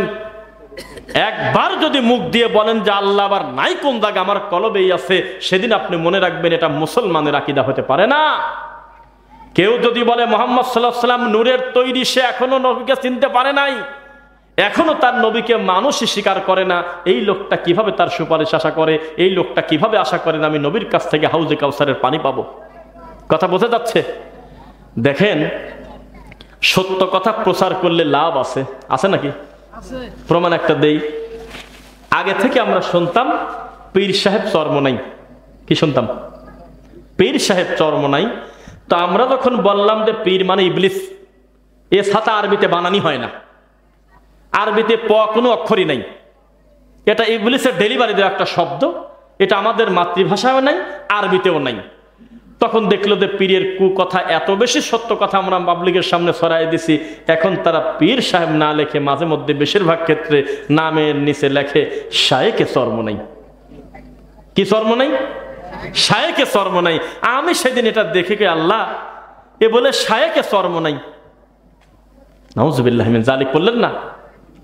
যদিও এটা বড় ধরনের কোনো লকব না, তবে কথা সত্য, যেই লোকটা নিজেকে পীর দাবি করে সে এক একটা আবু জেহেলের হলো একেবারে অফিসিয়াল এজেন্ট।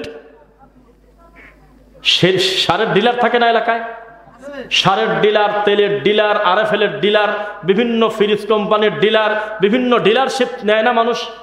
নেছে কিনা বলেন? ঠিক তেমনি এক একটা পীর এক একটা ইবলিস শয়তানের অফিসিয়াল ডিলার। এই পীররা মানুষের ঈমান যেভাবে নষ্ট করতেছে, আকীদাকে নষ্ট করতেছে, আর কেউ এত ক্ষতি করতে পারে নাই। ডক্টর জাকির নায়েক চিৎকার দিয়ে টাই পরে প্যান্ট পরে একজন আলেম অফিসিয়াল এরকম ভাবে মাদ্রাসায় না পড়ার পরেও এই মানুষটা যখন পাবলিকের সামনে বক্তব্য দেয়, ইহুদি খ্রিস্টানরা পর্যন্ত তাদের হাঁটু কাঁপে, ভুল ধরতে গিয়ে নিজেরাই ভুল ধরা পড়ে দেয়।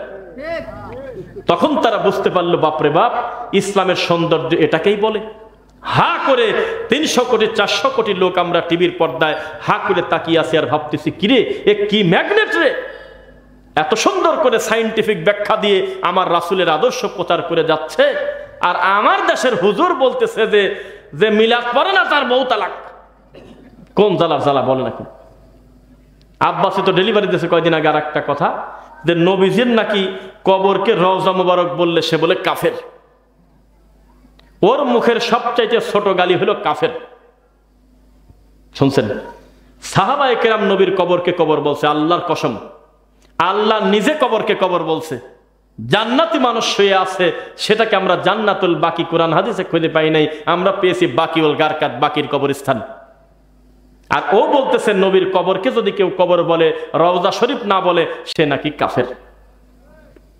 তা কিভাবে বুঝাবেন মানুষকে, কিভাবে সত্য বুঝাবেন? বোধহয় তার সামনে শ্রোতা থাকে প্রায় 50,000, আমি বক্তব্য দিলে আমার সামনে লোক থাকে 2,000ও না।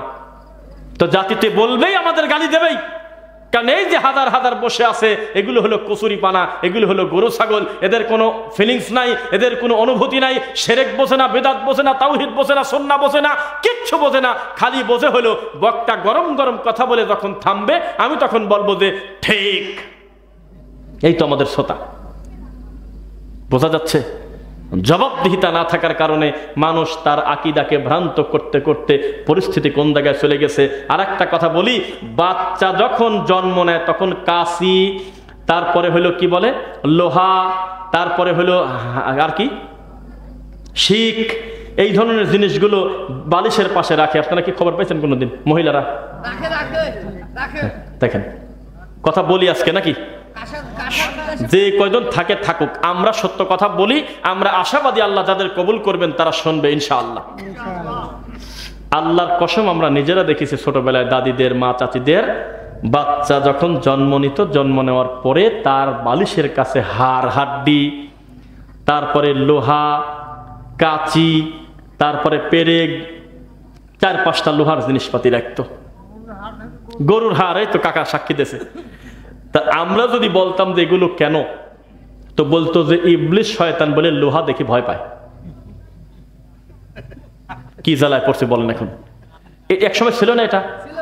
তো এটা কি একদিনই উঠে গেছে? এই মানুষ যখন বুঝলো যে না, বিয়াদিকাল খায়র, কল্যাণ আল্লাহর হাতে, আস্তে আস্তে আমাদের মা বোনদের এই শিরিকটা উঠে যায় নাই ভাই।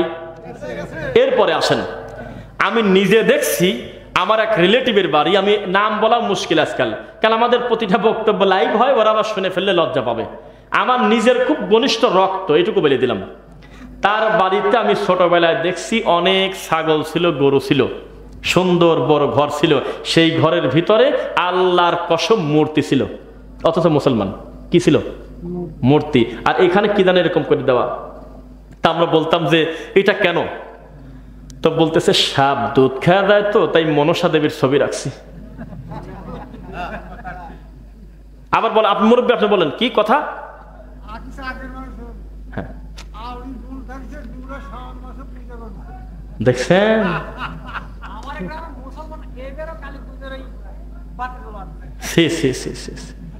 মুসলমান কালী পূজার বাতি জ্বালাইছে, বলতেছে সাক্ষী দিচ্ছে। এই এলাকায় আমি আসি নাই কোনোদিন।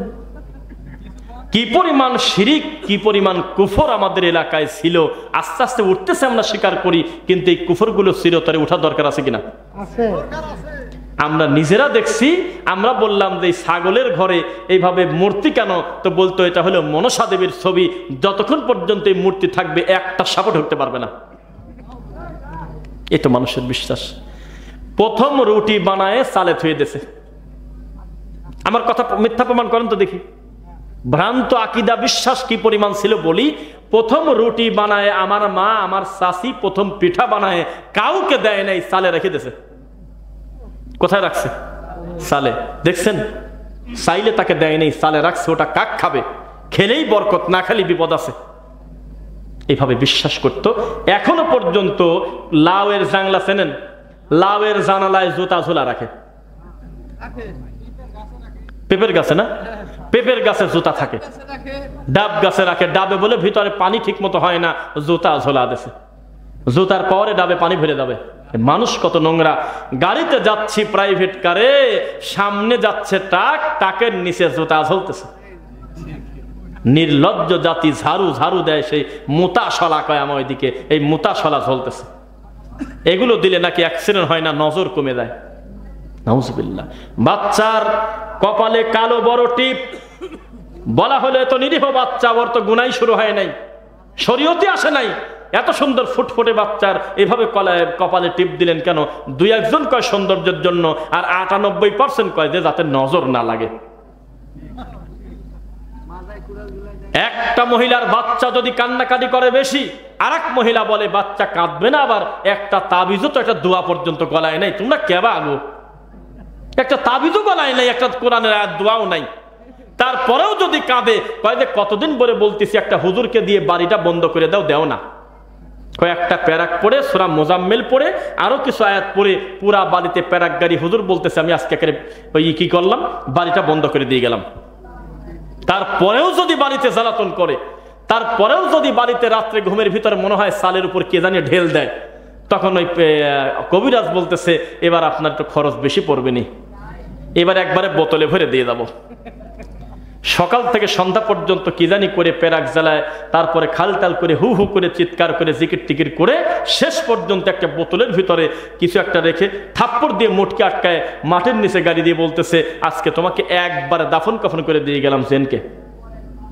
অথচ জিন একটা স্বাধীন জাতি, তাকে দেখা যাবে না, তাকে দেখার সুযোগ আল্লাহ আমাদের জন্য রাখেন নাই।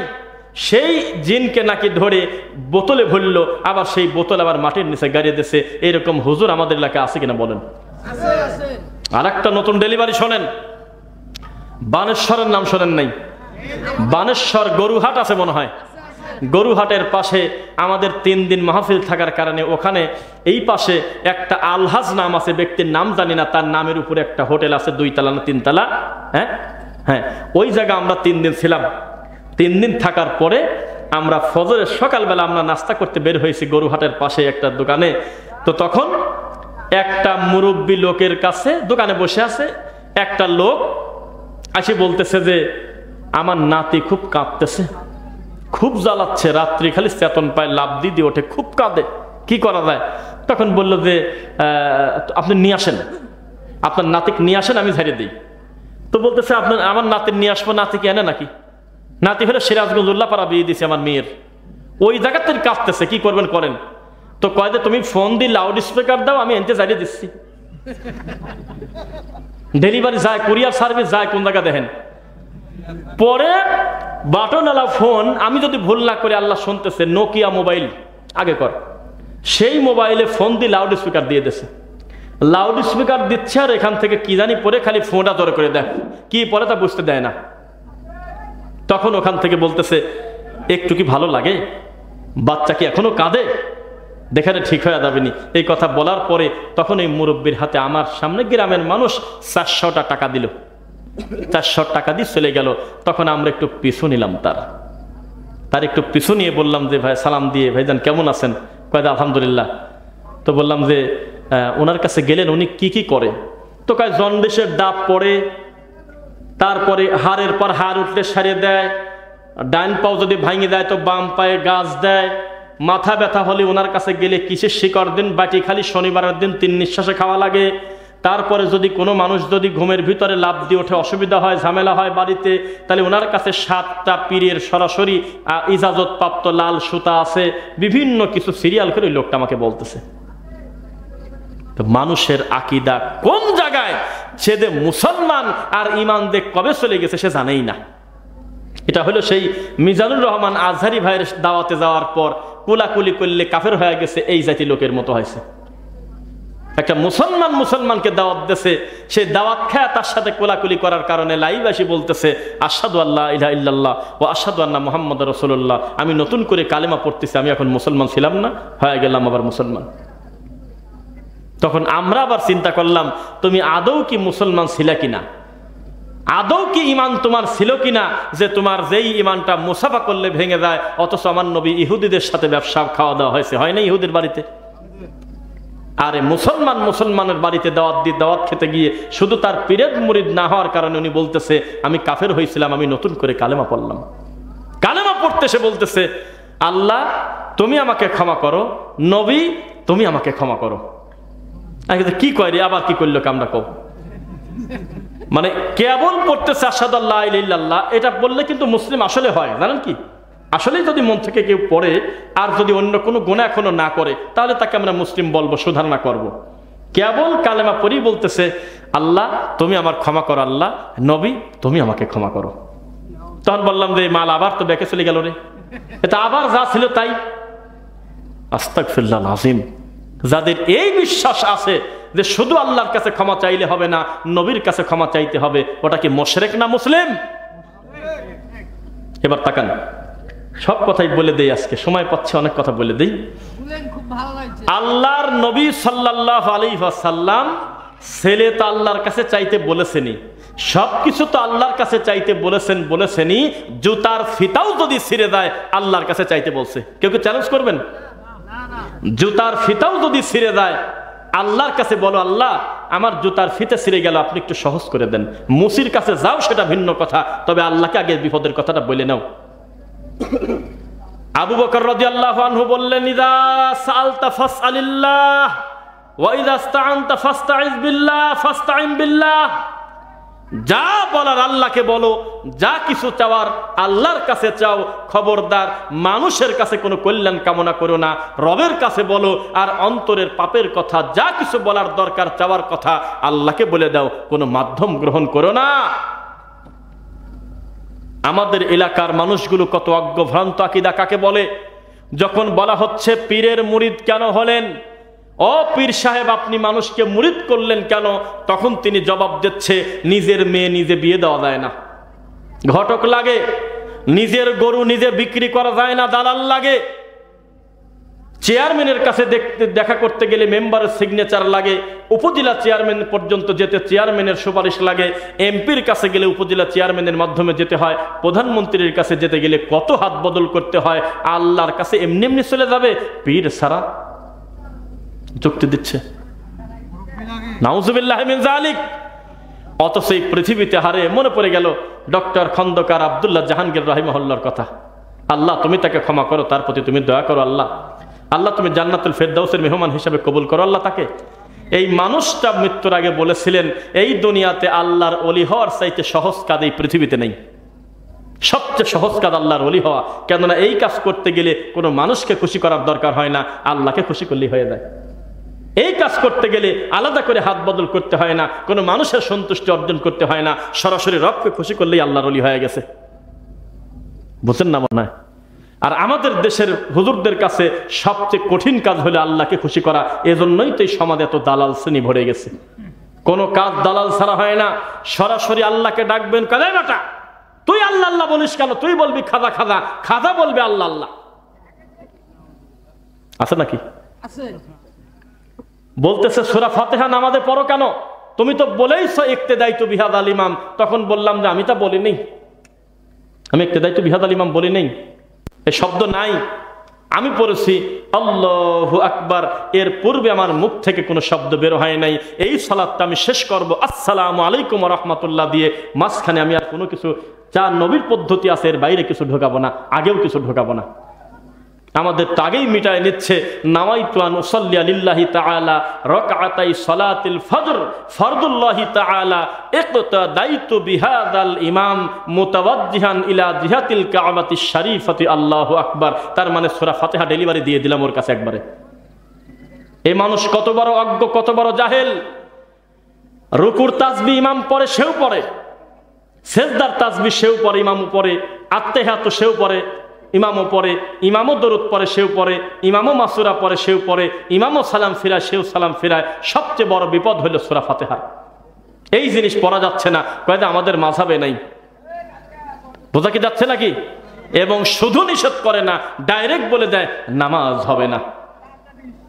বোঝা কি যাচ্ছে? তোমাদের রুকু কেমন আমাদের জানা আছে। ঈশ্বর দিতে আমরা আসরের নামাজ পড়তে গিয়ে দেখেছিলাম, একটা ভিডিও করে পাবলিকের সামনে দিয়ে দিছি, 3 মিনিটে 4 রাকাত নামাজ সালাম ফিরায় ফেলছে আসরের নামাজ। আমাদের দিকেও হয়। ও বেদাতি হুজুর, হিসাব কিভাবে দিবেন আল্লাহর কাছে? সূরা ফাতিহা পড়তে টাইম লাগার কথা, সুবহান রাব্বিল আযীম অন্তত 3 বার পড়তে সময় লাগার কথা, সুবহান রাব্বিল আলা পড়ার টাইম লাগার কথা। আপনারা তো সুবহান কুদ্দুসুন রব্বুল মালাইকাতি ওয়ার রূহ পড়েন না, সুবহানাকাল্লাহুম্মা রাব্বানা বিহামদিকা আল্লাহুম্মা গফিরলি পড়েন না, আল্লাহুম্মা তারপরে আপনার এই কি বলে সানা পড়তেছেন হলো সুবহানাক আল্লাহুম্মা।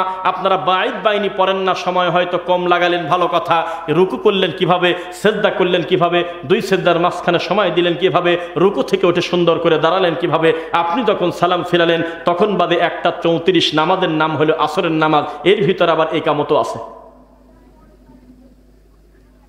পৃথিবীতে যাদেরকে আপনি গালিগালাজ করেন দেখতে পারেন না, আহলে হাদিস মসজিদগুলোতে সিসিটিভি ফুটেজ লাগায় দেন। আল্লাহর জমিনে পৃথিবীতে এমন মসজিদ আমার জানা নাই, আমার আছে যে আমার জানা নাই যেই মসজিদের ইমাম আহলে হাদিস কিন্তু 4 রাকাত নামাজ 3 মিনিটে পড়ছে, এই পৃথিবীতে আছে তা আমার জানা নাই। আর প্রত্যেকটা মাযহাবী মসজিদে আপনি সিসিটিভি লাগায় দেন, 98টা মসজিদের ইমাম আমানতের খেয়ানত করে, চুরি করবে। এই হুজুর আবার ফজরের নামাজে এসে কি সুন্দরভাবে গলা ছেড়ে পড়তেছে আলহামদুলিল্লাহি রাব্বিল আলামিন, একেবারে সূরা নাবা শেষ করলো, একবারে সূরা আবাসা শেষ করলো। মানুষের অনেকের মুরব্বী মানুষের পেশা বেশি গেছে, কষ্ট হচ্ছে, উনি 2 পৃষ্ঠার নিচে ফজরের নামাজ পড়ে না, উনি এশার নামাজের প্রথম 2 রাকাত সর্বনিম্ন সূরা শামস পড়ে, সর্বনিম্ন সূরা তারিক পড়ে, অন্তত 10 মিনিটের নিচে বা 8 মিনিটের নিচে প্রথম 2 রাকাত হয় না। ওই একই ইমাম যখন এশার নামাজের লাস্টের 2 রাকাত পড়তেছে টাইম লাগতেছে 1.5 মিনিট। 1.5 মিনিটও লাগে না। বিষয়টা কি? নামাজ নিয়ে কত ঠাট্টা কত ব্যঙ্গ করবেন, আর কতদিন মাযহাবের দোহাই দিয়ে ভ্রান্ত আকীদা পোষণ করবেন, এই সম্মানী ইমামের নাম নিয়ে আর কত শিরিক করবেন, কত বিদআত করবেন, কত কুফর করবেন। এখন সালাতটাকে সংশোধন করেন। ডক্টর মুজাফফর বিন মুহসিন হাফিজাহুল্লাহর বইতে লেখা, যেই সালাত আপনার দুনিয়াতে পরিবর্তন করতে পারলো না, এই সালাত আল্লাহর সামনে আপনার কিভাবে কল্যাণ করবে। আপনি কেন নামাজটা রাসূলের কায়দায় পড়েন না? বিদাতি হুজুর সহ্যই করতে পারে না। বিদাতি হুজুর বলতেছে নামাইতো ছাড়া নামাজই তো হয় না। নিরীহ ছোট ছোট বাচ্চাদের পিঠের উপরে পিটায়ে দাগ করে দিচ্ছে শুধুমাত্র নাওয়াইতুর বংশ পড়ানোর জন্য। ইন্নী ওয়াজ্জাহাতু কোরআন মাজিদের আয়াত, এই আয়াত ছিল কোরআনে পড়লে প্রতি হরফে 10 নেকি। কোরআন পড়তে পড়তে ওখান থেকে টান দিয়ে বের করে নিয়ে এসে যায় আমাদের দোয়া বানায় সেই হুজুররা। সূরা হাসরের শেষ 3 আয়াতের ফজিলত বানায়ছে কোন জায়গা থেকে নিয়ে জানেন? অসুস্থ ব্যক্তির মাথার কাছে বসে মাথায় হাত দিয়ে বলতে হতো লা বাসা তাহুরুন ইনশাআল্লাহ রব্বান নাস ওয়াশফি আনতা শাফি লা শিফা ইল্লা শিফাউক, লা বাসা তাহুরুন ইনশাআল্লাহ আযহিবিল বাসি ওয়াশফি আনতা শাফি লা শিফা ইল্লা শিফা আল্লাহ ইউগাদিরু সাকামান। এই কথা বলে যদি সে চলে আসে ৭০,০০০ রহমতের ফেরেশতা তার জন্য কল্যাণ কামনা করে। অসুস্থ ব্যক্তির বাড়িতে যেতে পারবে না, জানে যে আমি বাড়ি যাব কি কারণে? ওই অসুস্থ লোকের বড় ছেলে জিলাপি নিয়ে আর ২০০০ টাকা নিয়ে যে কোনো সময় মসজিদে চলে আসবেনি, আমরা খতম করে ডেলিভারি দিয়ে দেবো, খতম। এই জন্য সূরা হাসরের শেষ 3 আয়াত ওরা বসে বসে মানুষের সামনে পড়তেছে, বলেন নাউজুবিল্লাহ। অথচ কোরআন মাজিদের আয়াত পড়লে নেকি আছে, কিন্তু এই ফজিলত পড়ে মনে করলে গুনাহ হবেই হবে, কারণ এটা রাসূলের পদ্ধতি নয়।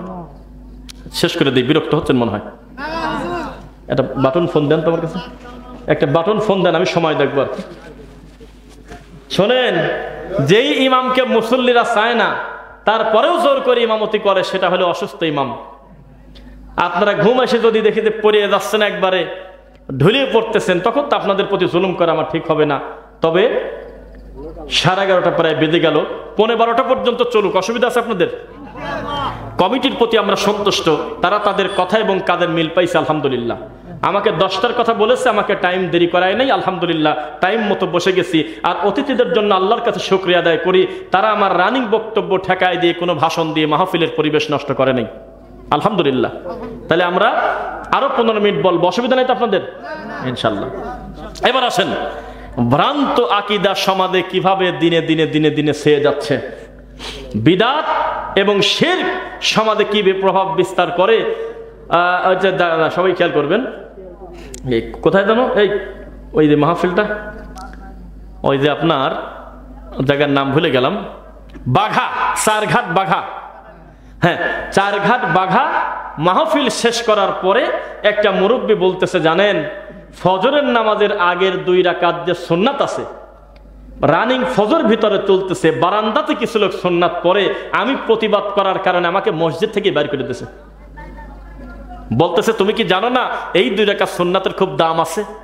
তো বলে অবশ্যই দাম আছে, আমি স্বীকার করি, কিন্তু ফরজের ইকামত শুরু হলে তার নামাজ পড়া যাচ্ছে না।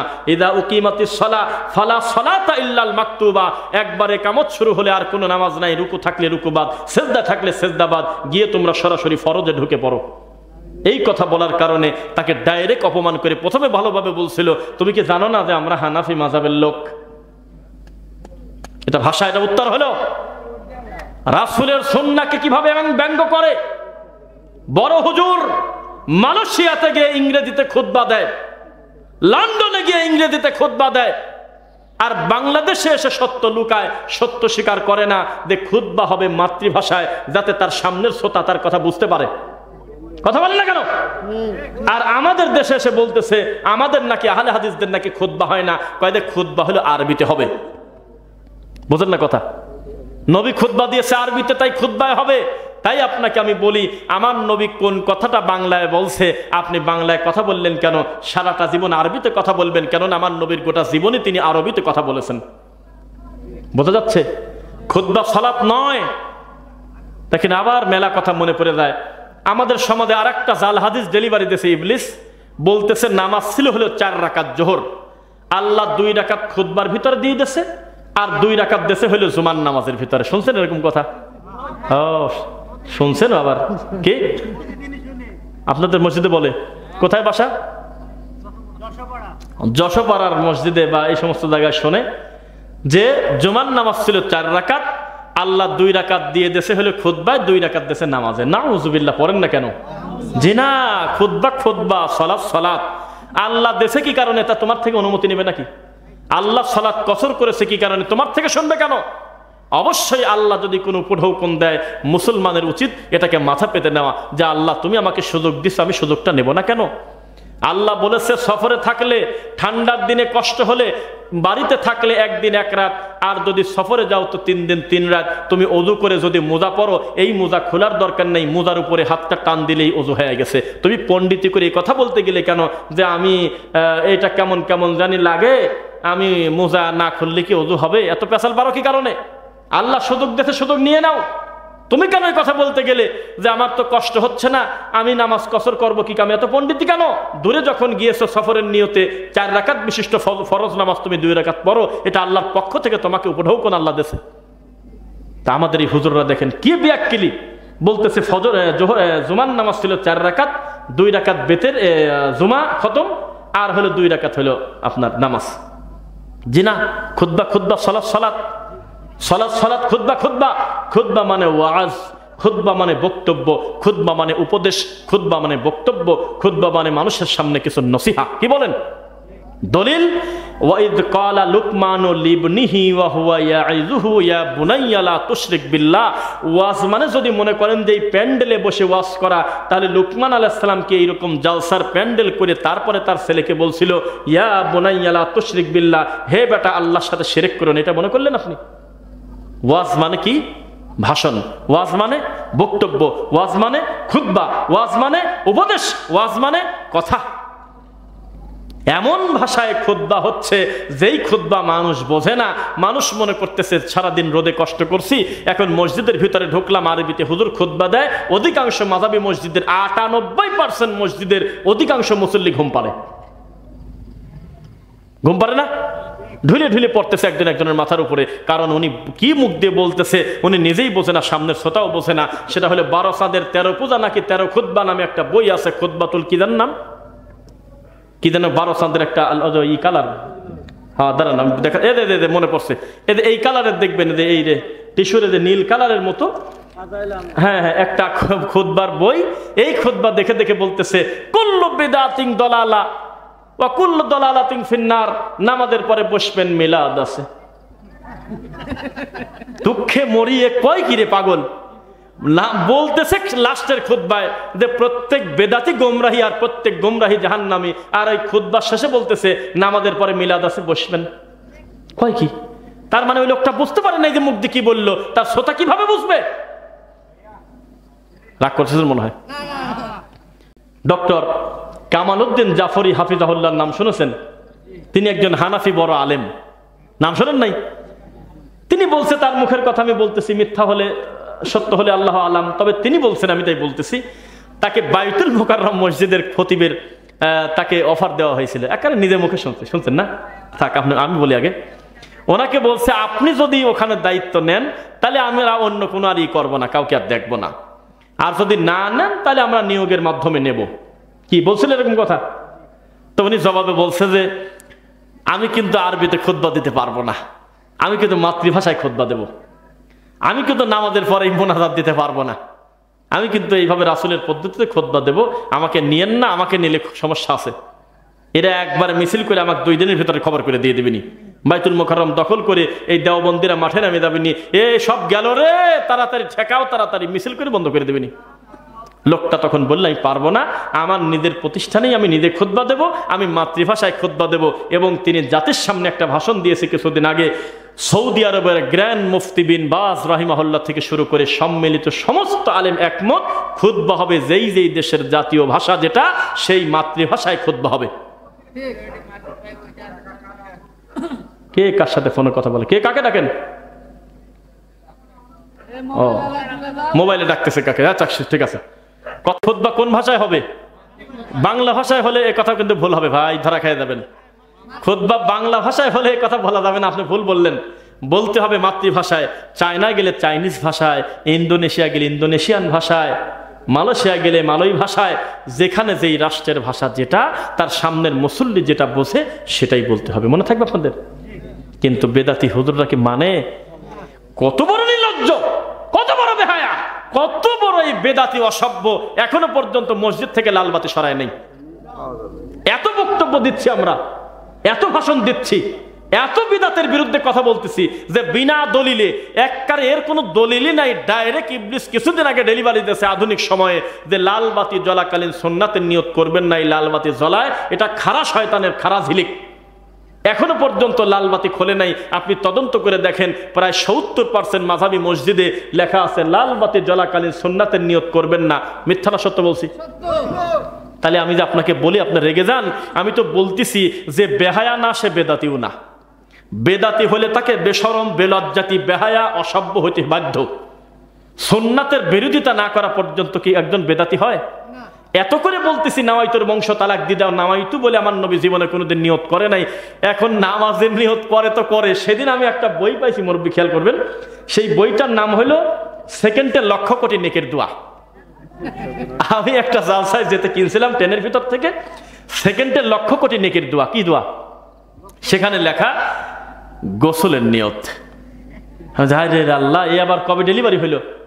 তো সেখানে লেখা নাওয়াইতুল গসলা লিরাফইল জানাবাহ, এটা লেখা আছে। আমি নিয়ত করতেছি অপবিত্র থেকে পবিত্র গোসলের নিয়ত সে করতেছে।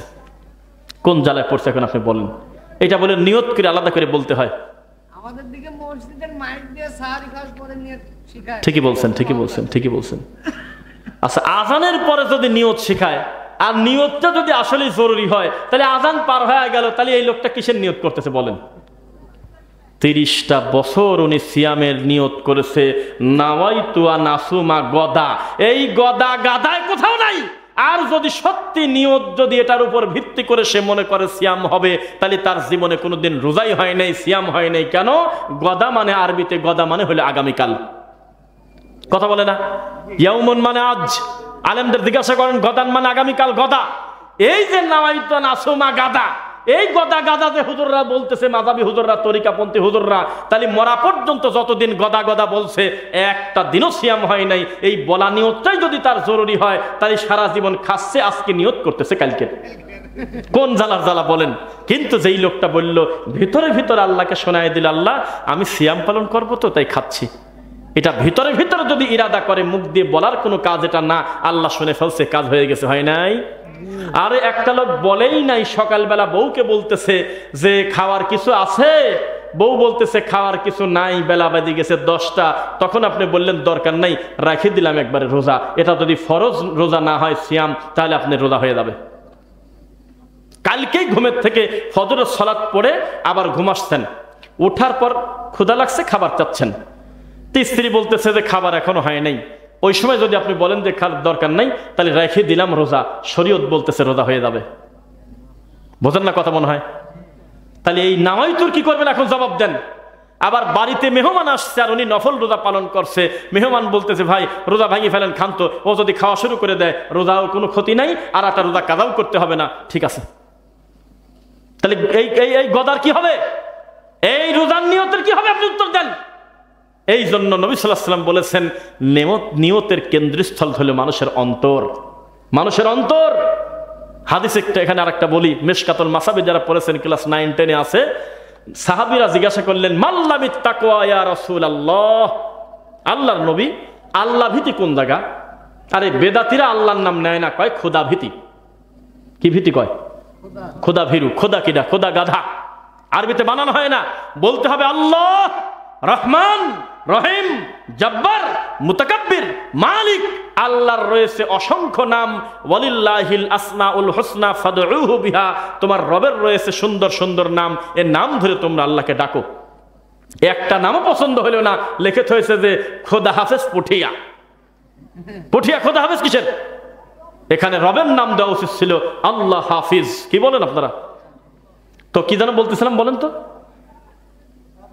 ভুলেই গেছেন। হ্যাঁ,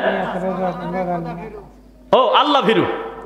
আল্লাহ ভীরু বলতেছিলাম আমি, যে মাল্লামের তাকওয়া, হে নবী আল্লাহ ভীরু কোন জায়গা? তো আমাদের দেশের হুজুররা, আপনারা কি সরসিনার নাম শুনছেন কোনদিন? সরসিনা, সারসিনা বলে ভুল করলাম কিনা। আমি আবার সামনে জালসায় যাব, সত্যি হাসান না, আসলে আমি জালসায় যাব জানুয়ারি মাসের কয় তারিখে ভাই? 22 তারিখে। সারসিনার একেবারে দরবারের কাছে একটা মাহফিল আছে। ওরা শুনলে কি মনে করে? এদের আকীদা এত খারাপ, এরা মনে করে যে কলারওয়ালা জামা গায়ে দিলে সুন্নাত আদায় হয় না। এরা এই জামার কলার ছাড়া পরে, আর এই জায়গায় কয়েকটা তালি পরে, আর বোতাম থাকে না এখানে, আর হাঁটুর একটু নিচে কাপড়টা পরে। একদিন পীরের জামা হাত দিয়ে ধরে বলতেছে জামাটা কার জানেন? পড়তেছে পীর কেবলা, কিন্তু নবীর গায়ে এই না জামা হুবহু দেখছে। নাউজুবিল্লাহ। তার মানে তার কাছে তাকওয়া হলো, আমার আর এই বাবাজির তাকওয়া নাই, কারণ আমাদের দুইজনের গায়ে যে কলারওয়ালা জামা। এই গরুর হলো তাকওয়া ভালো, যে হলো কলার ছাড়া পড়ছে। আমি ইচ্ছাকৃতভাবে ওটা আমার ভালো লাগে, গরমের সময় একটু মজা, তাই আমি 3-4টা জামা বানানিছি রাজশাহীর দুর্গাপুর থেকে, আব্দুল মান্নান ভাইয়ের কাছ থেকে। তো অনেকে চেনেন। গলা ছাড়া জুব্বাই বানাইছি কয়েকটা। তা আমি নতুন কিছু জায়গায় গেলে একটা ভয়ঙ্কর অভিজ্ঞতা আছে, বলে দেব।